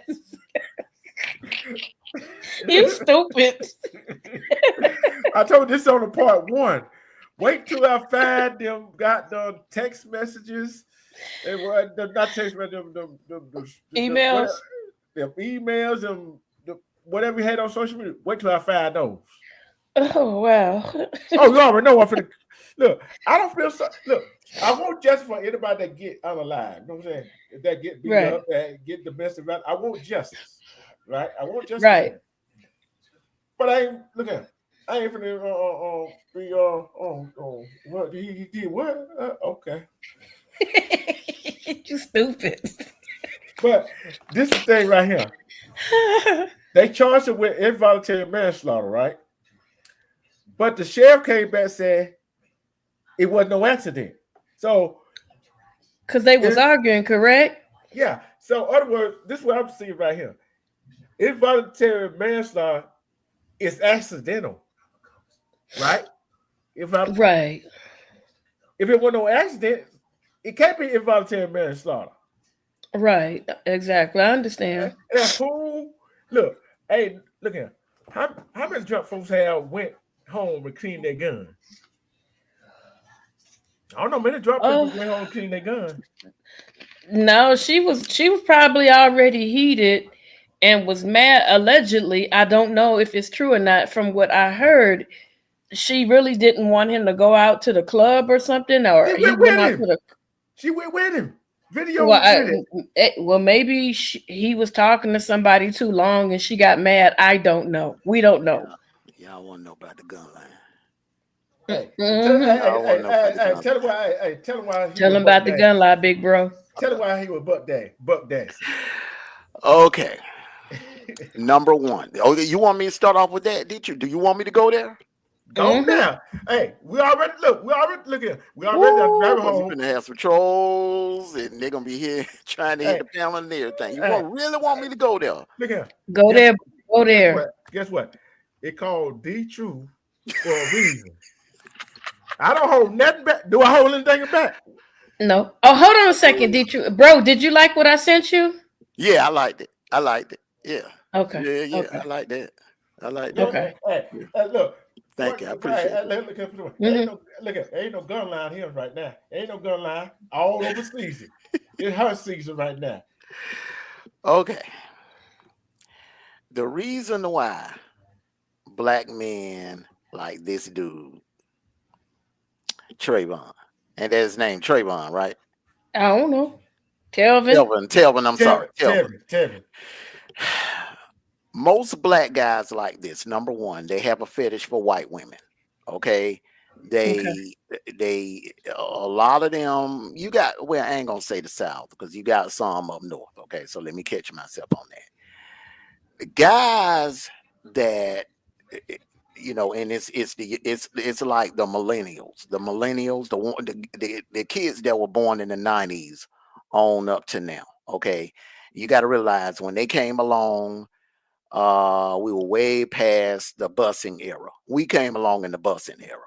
All right, in the mid 70s, 80s, or whatever, post civil rights era. So you look going in the 90s at that time, black men and white women were openly dating, freely dating. I remember seeing a lot of brothers in Atlanta, you know what I'm saying, all over Atlanta, riding around with white women with the windows down in convertibles and stuff. So it was like the norm.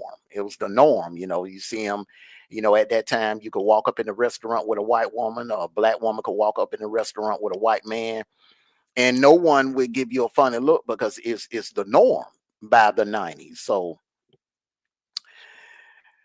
it's one thing to date a white woman.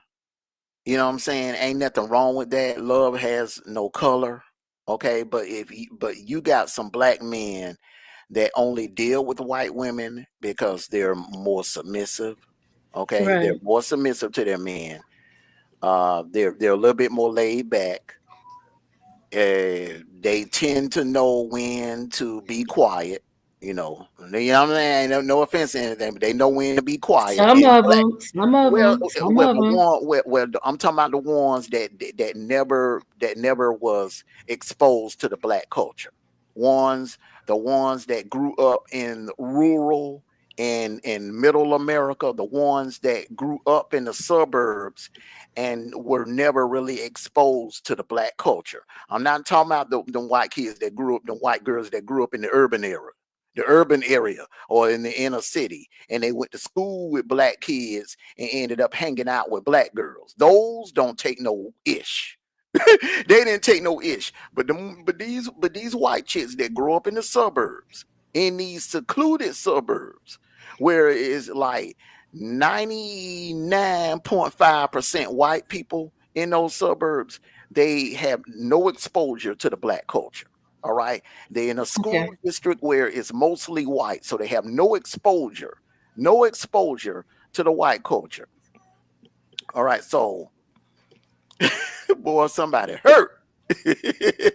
Boy, somebody feelings are hurt. Oh boy, somebody feelings hurt. He must be off. He ain't got no bags to check tonight. Hey, you know something else. Damn, Mhm. it bad. We can make another account, huh? Hold Mhm. on. And I just want to hold up. I just want to answer that person's question, 2.0. Uh, that 2.0 question. That chick was from Minneapolis.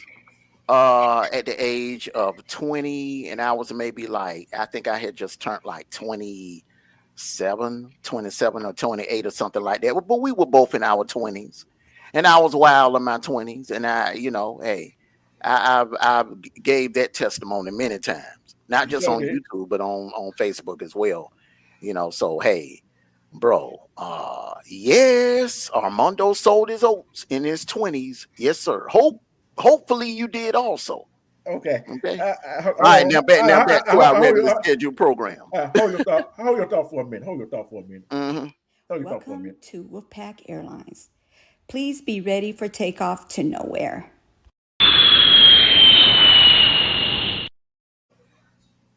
Yeah, I was gonna tell you I had already got him out of here, bro. I got I know quick that. hands I and I know can that. multitask. Okay, now back to our regularly scheduled Give me program. programming. You have okay, so those type of white women, those type of white chicks right there. Okay, so if a black guy ends up dating one of those type of white women, okay, he's going to be more exposed to her culture, meaning that he's going to be around her friends, her family, her friends. He's going to be spending more time around them. So the more time he spends around them, the more he's going to adapt to their culture, and he's going to become one of them. And when you're dating one of those type of white women, they're not going to tell you this, but you're going to have to do this and know when to do it, and you got to do it on your own. The way to keep those white women, because their biggest fear is that you will go back to black women, because they know black women have the advantage. They got banging bodies, beautiful lips, beautiful skin. They got their attitude, which is sexy, and they hell in the bedroom. You know what I'm saying? They don't like. Hey, don't get it twisted. White women, even the pretty ones, even the beautiful white women, they do not like competing with beautiful black women. A badass white sister does not want to compete with a badass black sister. They don't. They do not. Now, so to keep them from being insecure and to keep them comfortable, they got a buck dance. Those black men that date those type of white women, them suburban white women that has never been exposed to the black culture, to keep them comfortable and secure about the relationship, they got to put down black women.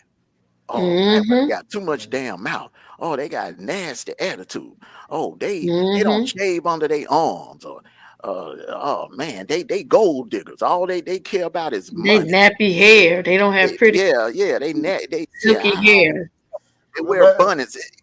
Any little thing to nitpick and pick at black women, that's what they love to hear. That's what they love to hear, and that is how you keep. It's a tactic that coons, buck dancers use. Them buck dancing Negroes that love to date white women, and those type of black men only date white women. A black dude that kind of goes back and forth. You got some that fence hop. I call them fence hoppers. They'll date a black woman. They just players though. Ain't nothing wrong with being a fence hopper. They have a black chick on their list. They maybe have a Spanish chick cross town on their list, and they may have a white chick on their list, like that dude in How to Be a Player. You know what I'm saying? But those type of brothers will never play that game. They'll never play that butt dancing game. It's usually the guys that only date white women.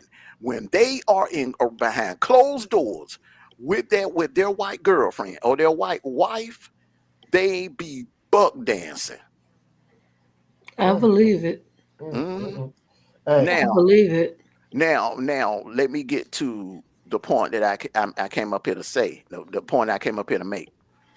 Don't be surprised if Miss Cobb gets some prison time, and here's why.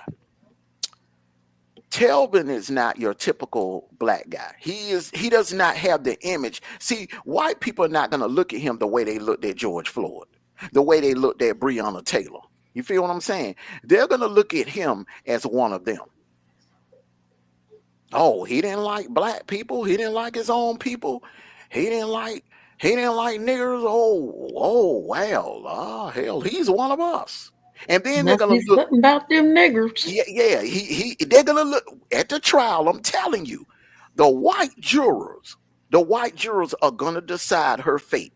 They're gonna look at his lifestyle and how he carried himself, and they're gonna be like, well, he's my type of guy. Kind of hate he's gone. We need more black men in the world like him. Then they're gonna look at her, and then they are gonna rule on. They're gonna look at the case. This is one time that the evidence is gonna play a part in whether or not she goes to prison or not. It's not gonna be a black or white thing. Well, oh, she killed a nigger. No, well, hell, let her go. No. They gonna look at him like a white man. They are going to look at him like they look at a white man, because they're going to say to themselves, damn, we need more black men. We need more black men in America, in the world like him. A free thinker. He's an Officer Tatum. He's a Clarence Thomas. He's a Larry Elder. So don't be surprised if Miss Cobb is sent to prison, bro, because I think it's going to come down to the details and the facts of the case. I don't think she's going to be able to play the race card. The race card is not going to be in her favor, because they're going to look at Mr. Osborne, Telvin Osborne. They're going to look at him as a like looking at a white man, like looking at a racist white man, because they're going to go into into it knowing that he's a black guy. Trapped. He's really a black guy. He's a white guy trapped inside of a black man's body. He despises black people, and especially black women. So hell, the white folks on the jury, especially them older middle-aged white folks, they're gonna relate to him. Okay, what happens if they don't? Then what? What do you think would be the reason why they would not find her guilty if they don't find her guilty, Mondo? If they don't find her guilty, it would be, I wouldn't put it like this. If they don't find her guilty, then it must be something. Her lawyer may be that damn good. Because what I'm trying to say is, it's not going to be a situation like Zimmerman and Trayvon Martin. It's not this ain't nothing like that. No, I know. I'm just saying what happens, because everything that you're saying, I agree with what you're saying. It's facts. Everything that you're saying, and I didn't look at it that way. And now you opened my eyes, because he's spewing the same rhetoric that white people that don't like black people would spew, especially about black women. Ooh, but yeah, what man, I'm saying to you, boys, some racist white boys would normally say stuff like that. A dog. But what I'm saying But what I'm saying to you is, what do you think would be the reason if they did not find her guilty but went with her story, self-defense? What would it be? Oh, it was self-defense. No. I know. I'm just asking him, because sometimes we can get a shock. We'll be like, okay, she gonna get off on this because they're gonna this, that. What happens, and what do you think would be a reason if they found her not guilty, is what I'm asking you guys. The only reason that I can think of is if they got a sorry ass prosecutor. That's the only way she's gonna walk on this one together. From my research and from looking at it, now D-Truth, I know you're a little shocked because I was talking different Sunday morning, but after evaluating this the last couple of days and really looking more into the details, the only way that I could see her getting off or a jury finding her not guilty is if the prosecution drops the ball, because you cannot claim self-defense when you cleaning a gun, self-defense. Come on. But I'm tell you this right here. When I did my research too, right? The problem with her going to prison is, one, they didn't take off the you know how when something happened at a house or something, they did not take off the house. So the crime scene was she did misunderstood. She did claim it was an accident, but we know better. Right. We know better. Well, she has a better chance of winning it that way. It's because there have been cases where a person, and it happens in the military too. You know this, D-Truth. It can happen in the military, especially out there in the desert or in the battlefields. It happened a lot in Nam. Okay, salute to you, Misunderstood. Salute to you. Glad to see you doing better, feeling better. Yeah, glad to see you doing better. This has happened, man. It even happened back home. Yeah. You remember back home, man? The brother was out in the garage. They were white, but it was a brother and sister. The older brother was out in the garage cleaning the gun. His sister was sweeping or whatever, sweeping the garage or whatever, and the gun accidentally went off. You know, that can happen. It happened. Remember, it happened with a husband and wife. He was cleaning his gun in the room. His wife was laying asleep in the bed, and the gun accidentally went off. But the prosecution, they tried the hell out of that case, but they couldn't find any evidence where it was foul play. Everything pointed that it was an accident. So based on the fact that this has happened before, and it's not an odd situation, there is an avenue where she could beat the case based on that. There is a possibility that a person could be cleaning their gun and it could accidentally go off. Yeah. You know what I'm saying? But the problem with that is, if you know about guns, it take a lot. They got to be a hair trigger for it to go off, and to shoot him in the head, No, they ain't no accident. But what I'm saying to you, the crime scene, they didn't tape off the crime scene. One, they ain't lock it, they put in handcuffs. Another, and two, with the crime scene not being taped out, ain't no telling who all been in that house to contaminate that scene. Understood. But I have another question. Correct me if I'm wrong, Armando or D Truth. Weren't they arguing and there was witnesses saying that they were arguing even at the club, or did I just make that up in my own brain? I haven't heard about the argument part, but if they were arguing, then that's going to play in the prosecution favor. If that is the case, the prosecution, in my opinion, I think the prosecution have a slam dunk case. The only way that she could walk out of that court together, and D-Truth, the only way she's going to walk out of that courtroom, if the prosecution drop the ball, if they just sorry as hell, like them clowns were down in Jacksonville when George Zimmerman was acquitted. Those were the worst. That had to be the worst job by a prosecutor that I've ever seen in my life. Right.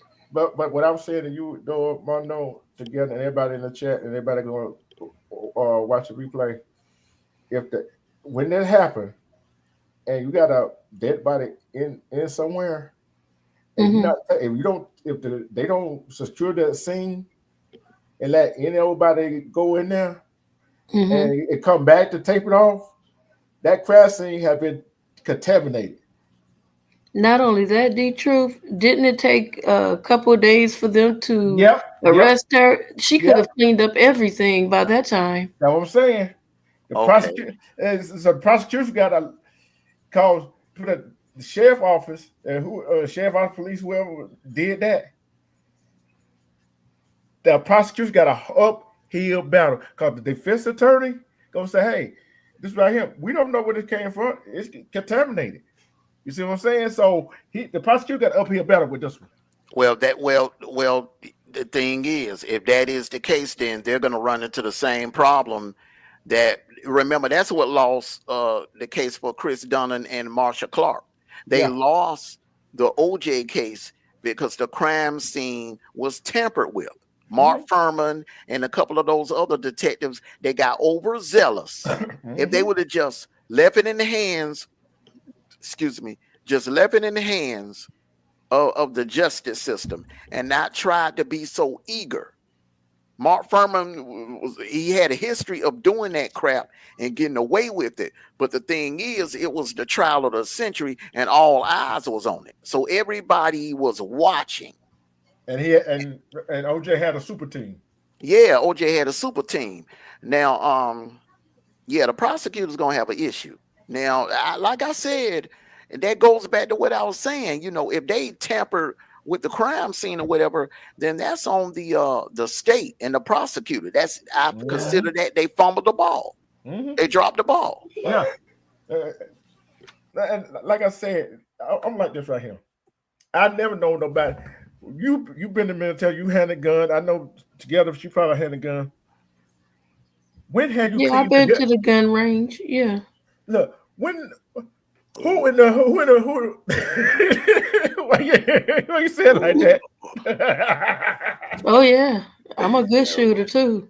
Hey, but how many times have you always take the magazine out, rack it to make sure there ain't nothing in the chamber before you clean your gun or your rifle? The truth, you was in the military, brother. The average person, you laughing because you know what I'm getting ready to say. But think about it, I knew that before I went to the military. They teach you that now. They teach you that, Armando. When I went to go, they told me to make sure that before anything, make sure your chamber's clean before you clean your weapon and they gave specific details, because they said one in the chamber you may not know and you accidentally pull the trigger, or you may fall or something and pull that trigger and then so they tell you all that stuff. Even I wasn't even in the military and they taught that. But listen, do y'all hear yourselves? You're Yes, forgetting what? you're forgetting who's up here on the panel. 1, 2, 3. We are GX. We are GX individual. We from the generational X, Gen X. We are Gen Xers. We come from a totally different upbringing, totally I different background. understand that. I We were understand that, but taught I'm saying properly. We were I taught didn't. properly. We were taught properly how to handle a firearm. Right.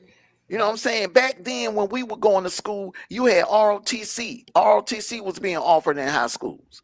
I don't Yeah. know I don't know if they offering in there in high Yeah, school. they still have it. They still have it. But man, these young folks nowadays, man, they don't pay attention to details like that. We were brought up and raised to pay attention to details and Right. be very, very careful with firearms. Right. These folks, these young folks, man, they reckless, man. They don't pay attention. They smoking. For all we know, that girl could have been smoking weed and not Or something else. paying attention what she was doing. They said she was drunk. Both of them was. Right, but they said she was drunk, and the part that I don't understand is if it were me against a Caucasian person, they wouldn't have allowed me to stay home for a few extra days until they came and got me. They would have locked me up the same exact night. All three I of agree them. with you on that. All three of us been locked up. I said at the beginning, all three of us been locked up. But you also got to remember who her daddy was. Who her daddy is. Anytime you're up against someone that has a law enforcement or ties to law enforcement, or their family is in law enforcement or whatever, they're going to get special treatment. They're going to get special privileges, just like those idiots that took out Ahmaud Arbery. Mm-hmm. They were cool with their prosecutor. Yep. Yeah, they were cool with her, and that's how they was able to stay out of jail for a long time. And I don't think they would have ever got into prison time if the news media wouldn't have put no heat under them. I'm telling you how they got that heat, though. I'm telling you how they got that heat. That one that was following them behind them video recording. If he wouldn't have put that up, hey, nobody in the world would know. Yeah, if he went, you know what? I bet did he get some jail time too? Oh yeah, federal time too. I bet every night he look up at that ceiling inside them cell walls, and he kick himself every day. Because if he would have never done that dumb crap and putting that video out there like that, they would have got away with it. Yeah. They would have gotten away with it. Mm-hmm. Hey, you know what? There's a black guy. I don't know if you guys heard of Michi X. You ever heard of her? Oh yeah. Yeah. So there's a guy named Ozone.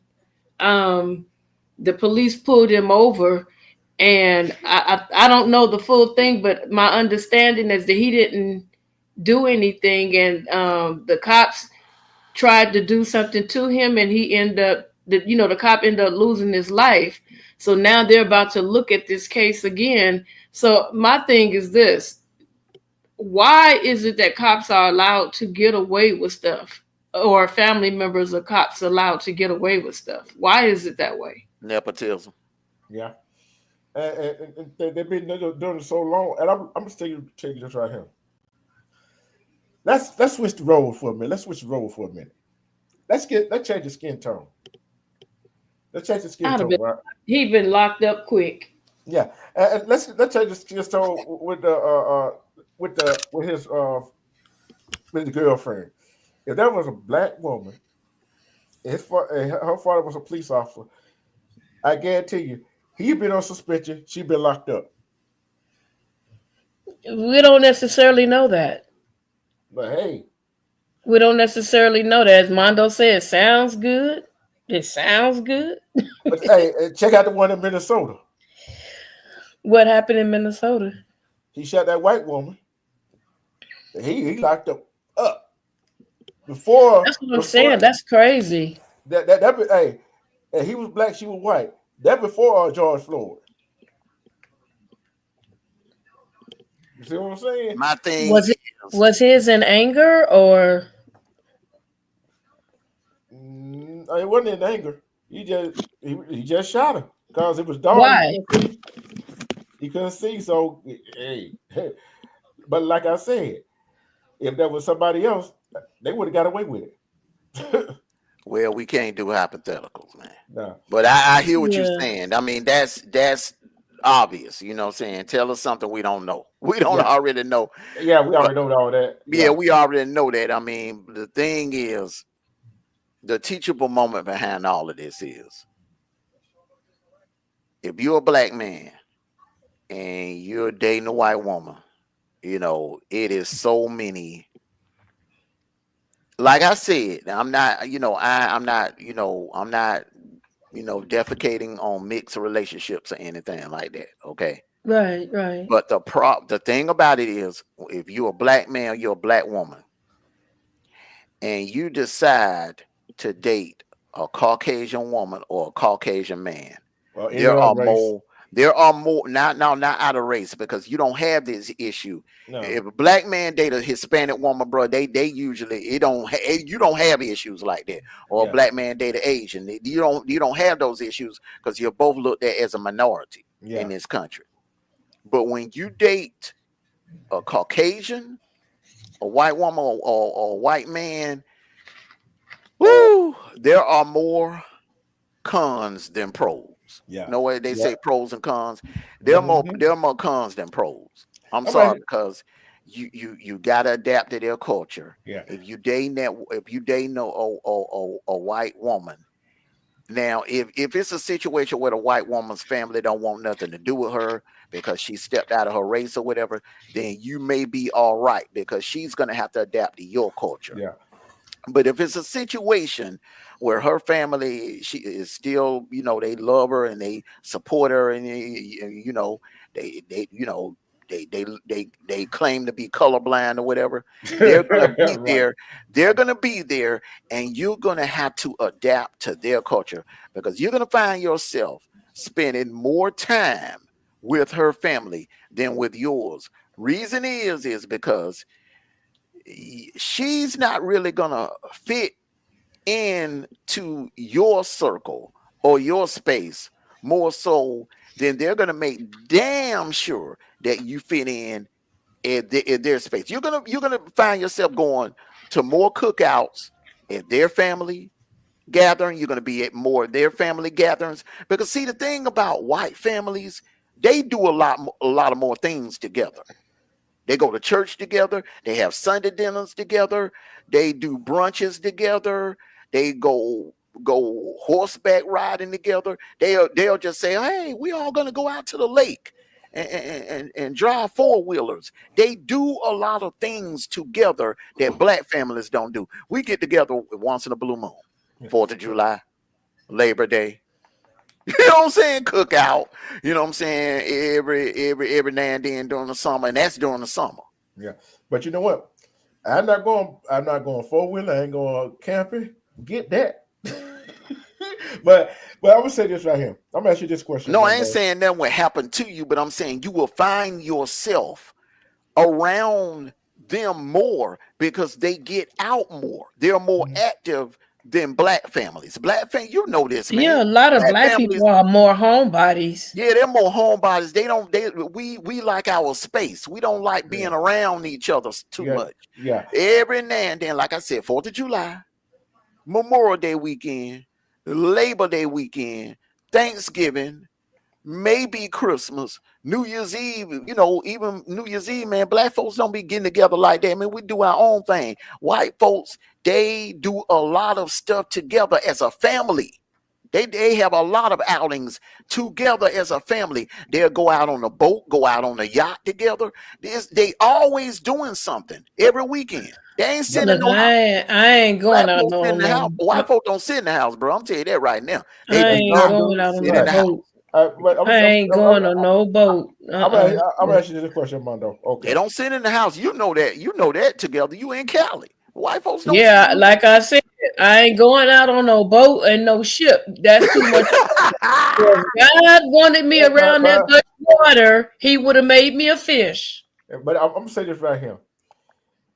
We not saying everybody that white and black don't do that. The family do that.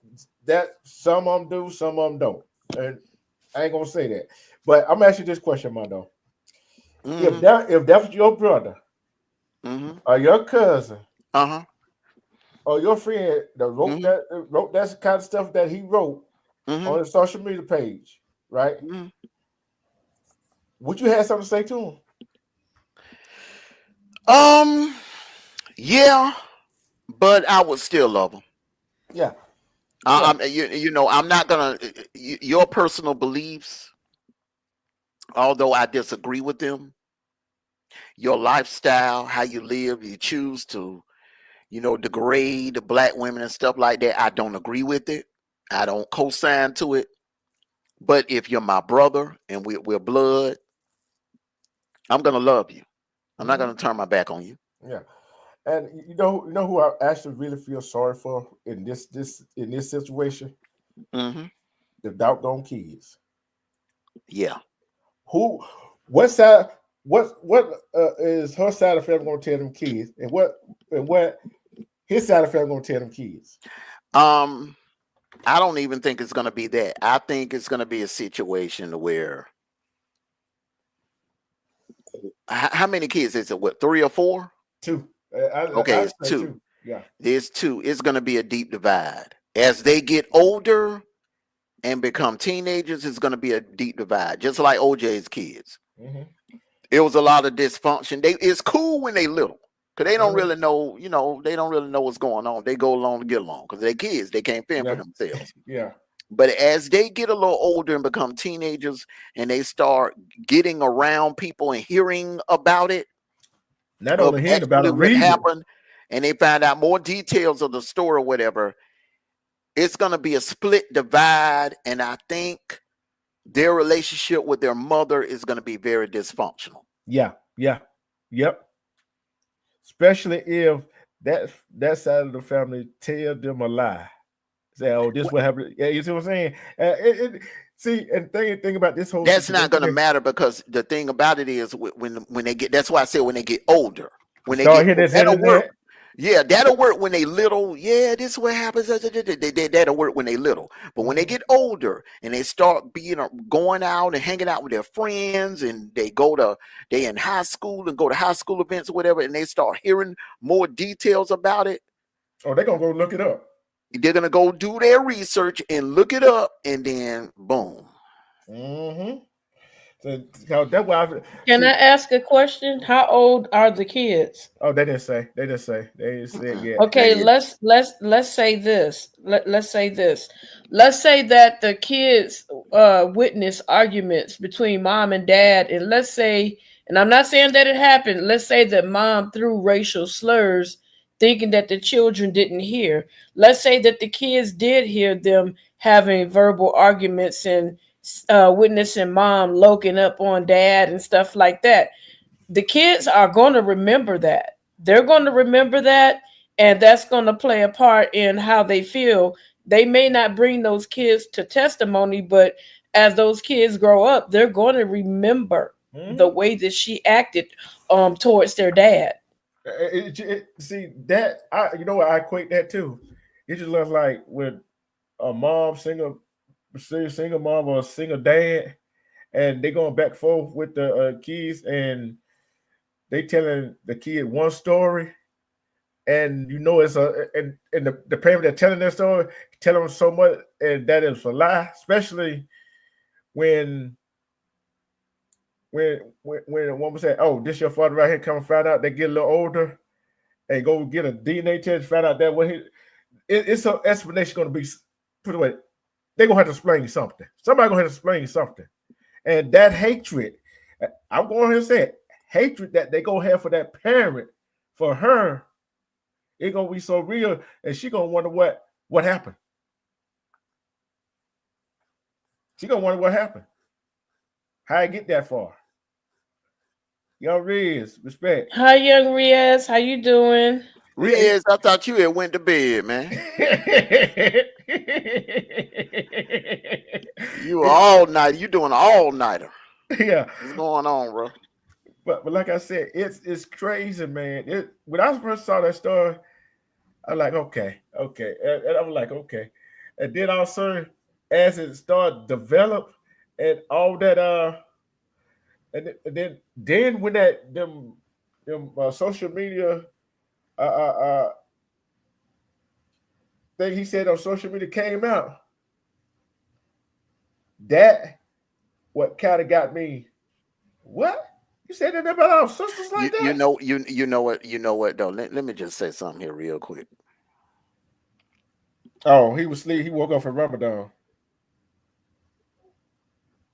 Let me just say something here real quick. What happened? Nobody deserves to die like that. Mm-mm. Oh, right. Okay, so True. no matter what he believes or how he felt about his own culture, whatever like that, and although I think he's, I think he's an a-hole. The things that he said about Yeah, our beautiful, beautiful, black woman. gorgeous black women, I think he's an a-hole and a Mm-hmm. coon and a buck dancer, and I could never, ever, ever see myself being friends or being cool or co-signing to anything that he believed in or anything that he stood for. Mm-hmm. At the end of Right. the day, at the end of the day, the truth together. He That's didn't still deserve it. someone's father. That's still someone's son. That's still someone's brother. He did not deserve to lose his life like that. I No. understand that, but let me ask you a question. I totally understand it, and I said that too earlier. I said that it's unfortunate that it happened that way. I don't celebrate like a lot of these women. Are like, well, this, that, this. I totally don't agree with that, but at the same time, the audacity of his family to come out and get pissed off at us black women because we won't cry out for this guy that has spewed venom and hatred toward us for all these years. Why in the world are you getting mad calling us the B word when your brother was the one that was degrading us, and it was just really sad. And y'all knew about it. And they knew about it. And that's the thing now to his family. You know, there is a such thing as chicken coming home to roost. Okay, chickens coming home to roost. When you spit out venom toward your own culture, especially your own culture, and you single out black women and you target black women. Black women is black women that black women is black women that black women is black women that black women is black women that. You got to be careful of the bridges that you burn Yep. because one day you may have to cross that bridge, but you're not going to be able to cross it because you burnt the damn bridge down. And Mm-hmm. that's what's going on. He burnt the bridge down with a group of people, black women, that has a powerful voice, especially in situations like this. Mm-hmm. Black women are the ones that when that mess went down with George Floyd, it was black women Mm-hmm. that voices that were loud in the beginning and made the rallying cry. And then And, all the brothers and everybody joined in, and we got some things done. and when Alma Arbery, Yeah, look who was in the forefront. His mama. exactly. Trayvon Martin. Who was in the front? The mother. The mother. Lucy McBeth. What she did for her son. Mm-hmm. So you when you cutting down and putting down your own race of women, my thing is, and you asked me a question earlier before we got on to this. The family supposed to be down for family regardless, no matter what. Yeah. I mean, if my thing is, if Jeffrey Dahmer's mother and father can stay down with him, throughout his trial situation or whatever, no other family has any excuse. You know what I'm saying? Yeah. But you can't expect people outside the family to be enthused or to, you know, have that same fervor that you have now, because that's your family, that's your blood. But the people outside the family are not going to have that same fervor because they are aware of the venom that he was spitting towards black women. So they cannot get upset with black women. I think that's petty. I think they're being very petty. Yeah, because the thing is, I look like right here. I know being there for your brothers, your son, whoever, your daughter, whoever. But if you know what they was doing on social media, what they was spewing out, whatever, you should have known. They should have known what the backlash is going to be. See, you reap what you sow. He reaping what he sowed for spewing that garbage all them years. And when it's just like it's just like when that shooting in that mass shooting in that school with that kid up there. The parents knew he had a mental health problem, and the school gave them the situation to go take him to get some help. But yet you go buy him a gun, teacher try to shoot it. He go does that. Now you want to cry because they charging you too. You see what I'm saying? You know what the end result going to be. And look here. Why? Look, like I said, I want to get justice. Hey, I'm not gonna shed a tear. Because you know why I'm not going to shed a tear for him, though? I don't want to sad for him, but I'm not sad for him. But sorry, but no, I'm sorry, but not sorry. Because like Mondo said, I love my sisters. You know what I'm saying? I love my Nubian queen, the mother of all humans. You feel what I'm saying? Because they are precious. They are precious. And together, and I asked this question. She asked it in a different way than I said it, right? What black woman, girl, teenager, little girl hurt him growing up? I just explained to you how he got the way he was. I think what happened is this younger generation are more exposed to white women than our generation, D-True. Okay, so we only seen them in school. Now, you know, these kids walk outside, you know, go to the mailbox, and your neighbor, you live next door to a white girl.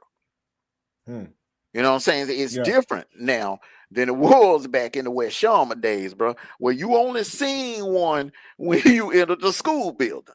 You know what I'm saying? It's different. So I'm not gonna say that something happened to him or whatever, although it usually end up like that. That's how buck dancers are created.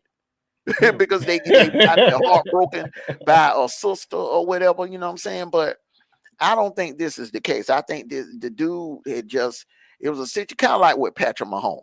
Yeah. You know what I'm saying? Grew up in the suburbs around white people, was only around white people, only knew white people, only knew white culture, never listened to rap music, never listened to R&B, only grew up loving country music and pop music. You know what I'm saying? So I think that's the case. But to go back to the point that y'all were making earlier, I don't feel sorry for the family. I definitely don't feel sorry for Anna.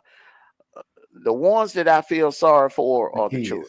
Those are the ones that suffering the most. My heart goes out to them. And that is why I said that, you know, at the end of the day, 2 children. You say he had 2 children. They had 2 children, right? Yeah. At the end of the day, 2 children are going to grow up without their father. Dad.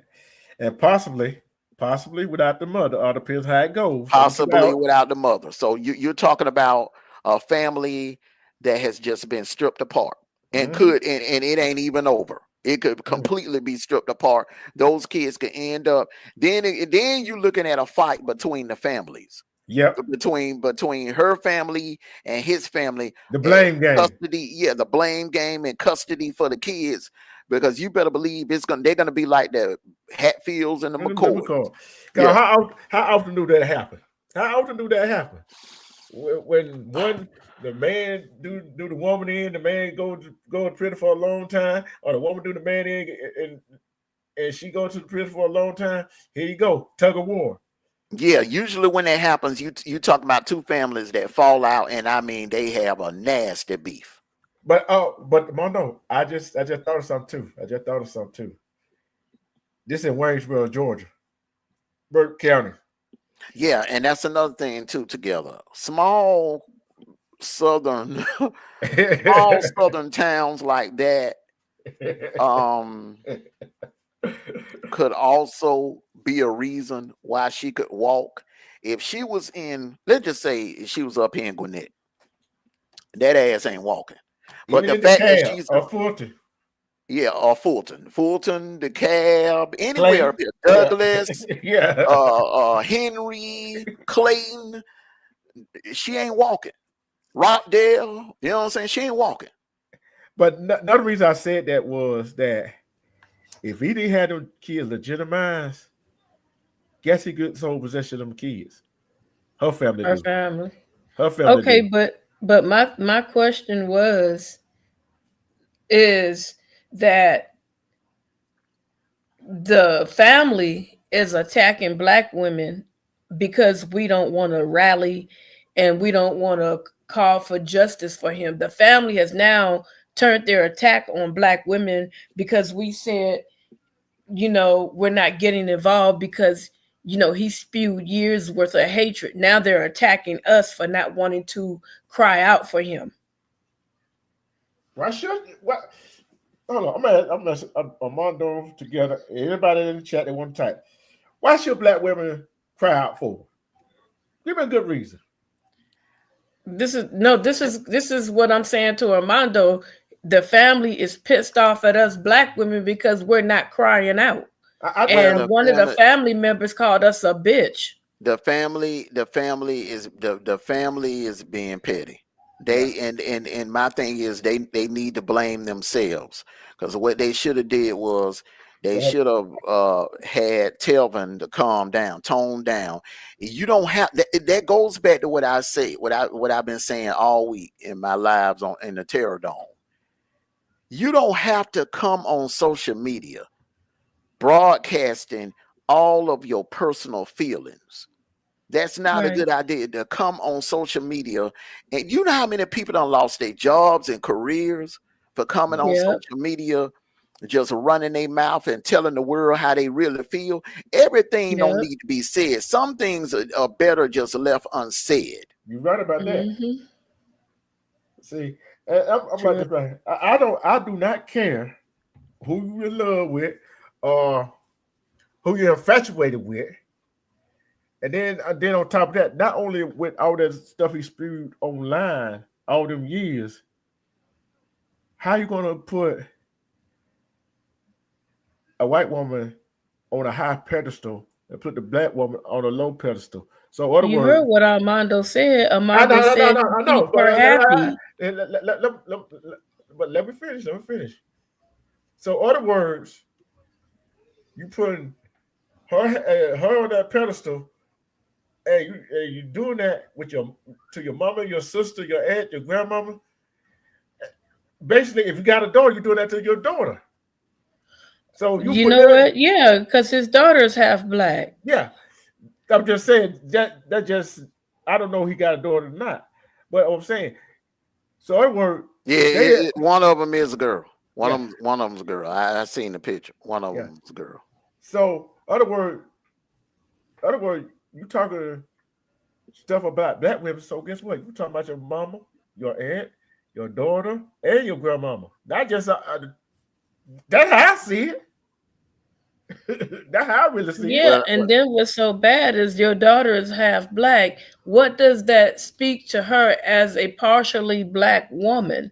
You're telling that part of her that That she's she ain't gonna do. unworthy. Yep. So this is the sad part. Now the little girl have to face, did my daddy really mean that? Of course he did. It's all over YouTube. I mean, it's all over the internet. I, And there are people making videos about how hateful and disrespectful your dad was. yeah, it's gonna be a deep divide, or it could be a complete division where the kids will grow up and not want to have anything to do with either family. Yep. And just Right, Yep. and just right. just go on now, because there are a lot of people that do that. They leave Mhm. home and they come Don't from look effed back. up families, and they don't have anything to do with either side. They don't know anybody on their daddy's side of the family, and everybody on the mom's side of the family is effed up, and they just Mhm. go on off and go on and handle their business, get jobs, and you know make their mark in the world and make new friends. And the new friends that they make, they just form a friendship and a family circle with them. There's Mhm. a lot of people that live like that, that do it like that.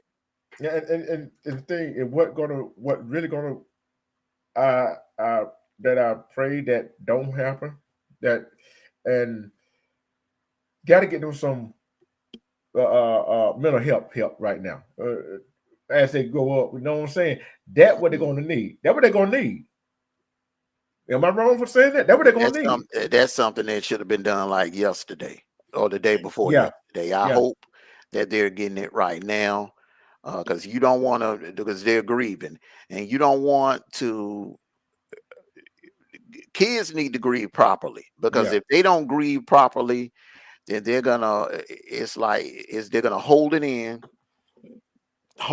for years and years and years and years, and then they're gonna end up Can crashing I out and can I taking it out on can other I people. read something? Can I Go read ahead. something?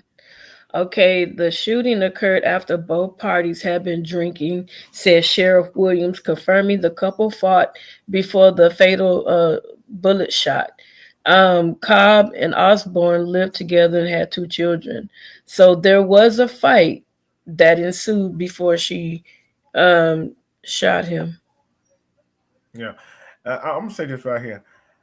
I'm hoping and praying that the kids weren't in that house with a babysitter or with somebody in the family. Cause if they was, boy, they really gonna need help. They really gonna need help. Just saying. Yeah, that's crazy. This goes out to all the black men, black women out there. If you date a white woman, white man, okay, I'm good for you. Good for you. Do not trash the brothers and sisters. Do not trash the brothers and sisters. Cause some of us really don't care about you dating outside the outside our culture, our ethnic group. Just keep it to yourself. What to say is, if you ain't got nothing good to say, don't say it at all, right? Well, if you ain't got nothing good to type, don't type it at all.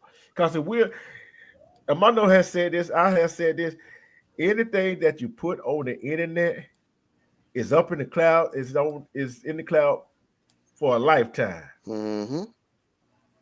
You think you don't, hey, guess what I don't get? Check this out. Guess what they family try to do now, Amando? Guess what they try to do? They try to take down all his social media pages. It's too late now because just about everybody look. Everybody got all them the rants him did about black women. It's too late now. You Yep. should have nipped it in the bud when he first started. Oh, he just talk. You know how they say. You know how some black folks say, "Oh, he just talking his shit." No, ain't that what they say? And I Hmm. think he had some post on there that said that he would actually terminate somebody's life for her, or he would terminate it, die for her. Yeah, And like everybody said, well, you did that. yeah, yep. And it's just like I said, like these like some of these white women and these some of the immigrants want the black people help now. Just like his fella want the black woman help, the black community help, and want to call for justice, whatever. Guess what? You on your own. Right. Hey, I gotta put Baby Wolf to bed, you guys. I'm gonna be listening still. I'm finna get ready to drop Good down. night, Yeah. and thank you for the conversation. I appreciate it. It was very, very, very good. Live, D Truth, very good. Yeah, And very. Armando, thank you for your input because I love how you break stuff down and you make it even in D Truth, you do a good job, but I like the way Mondo breaks it down. It makes a lot of sense. You break it down good too, but it's you guys have two different perspectives, and I love both of you guys' idea, but it's like Mondo, he just goes deep with it. Like he deep dives and dissect it. Yeah. You do too, D Truth. You make me think in a different way, but Mondo, he really gets in that mind and make you start like envisioning it when he's talking. But you make a person go and look it up, D Truth. Yeah. So that's the difference between you two. So thank you guys so very much. And like I said, I got to get him ready for bed and have a super blessed day tomorrow. Are you going live in the morning? Me? Yeah. You know I am. Because you be going early. I'll be like, oh my God, he got up early this morning and I missed it. I'm walking around with the earphones on at the last bit, just laughing. Oh, you owe me a cup of coffee. You owe me $2 because you said something and that coffee went out of that shucks burned when it went out my nose. I told you not to be drinking while you listening to me. I told man, that was the worst mistake. That coffee burned. I know what milk tastes like. I know what coffee tastes like. And I know that it burns when it goes through your nostrils and your mouth. Yeah. But so you owe me $2 for coffee. Just hey, look here. Hey, just wait till tomorrow night. I got another doozy for you. I ain't drinking nothing around y'all no more. Why not? You're not gonna take my life over. They're gonna be like, she died laughing at D Truth and Armando. It was a good laugh. All right. So I'm glad you like what I sent you, Mondo. I was really thinking on that. And I was like, I hope this. Yeah. Oh yeah, definitely. I like that.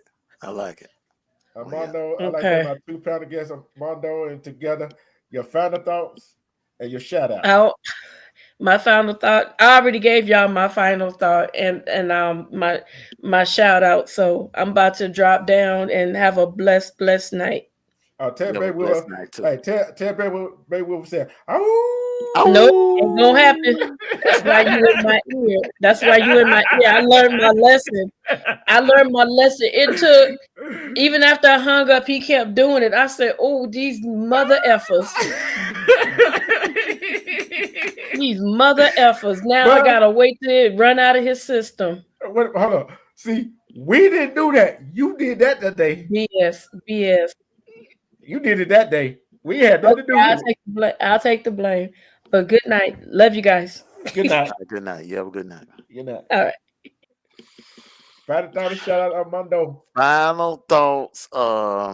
Although I did not agree with the way Telvin his behavior on social media, I definitely don't agree with him putting down his own race and how he was cutting down our beautiful black women. I did not agree with that.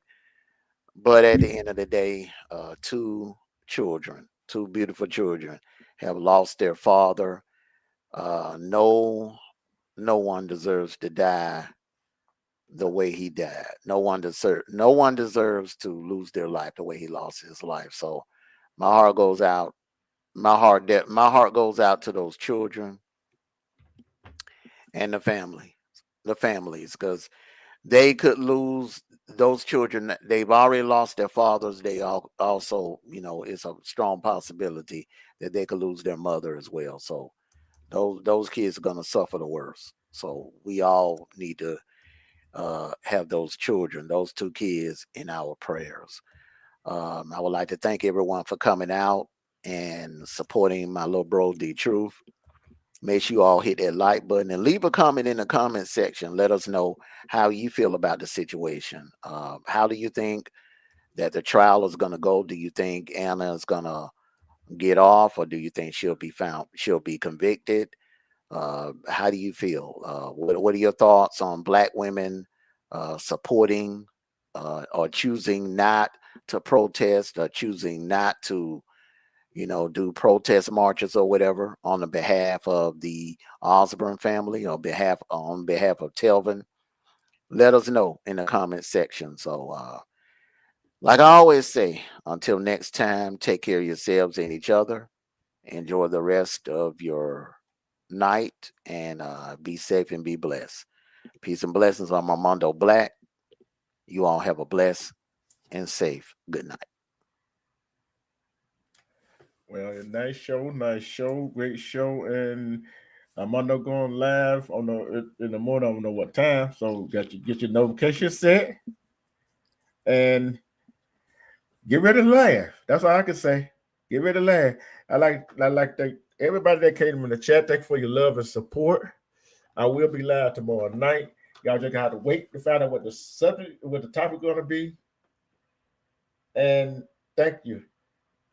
And like Armando said, the ones I feel sorry is the kids that's stuck in this situation. See, and a person like that, that's why I say love and respect yourself.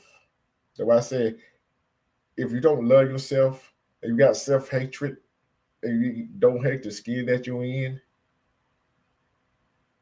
it is what it is. But like I said, I'm going to sign off. Just wait till tomorrow night. Thank you for your love and support. And hit the like button. Leave a comment. And come back tomorrow night. Because we got to do. We got to love and respect yourself. Because you love and respect yourself, you see through all the BS. Self-love is the best love. Who can love you better than you love yourself? Thank you. I love you. And peace.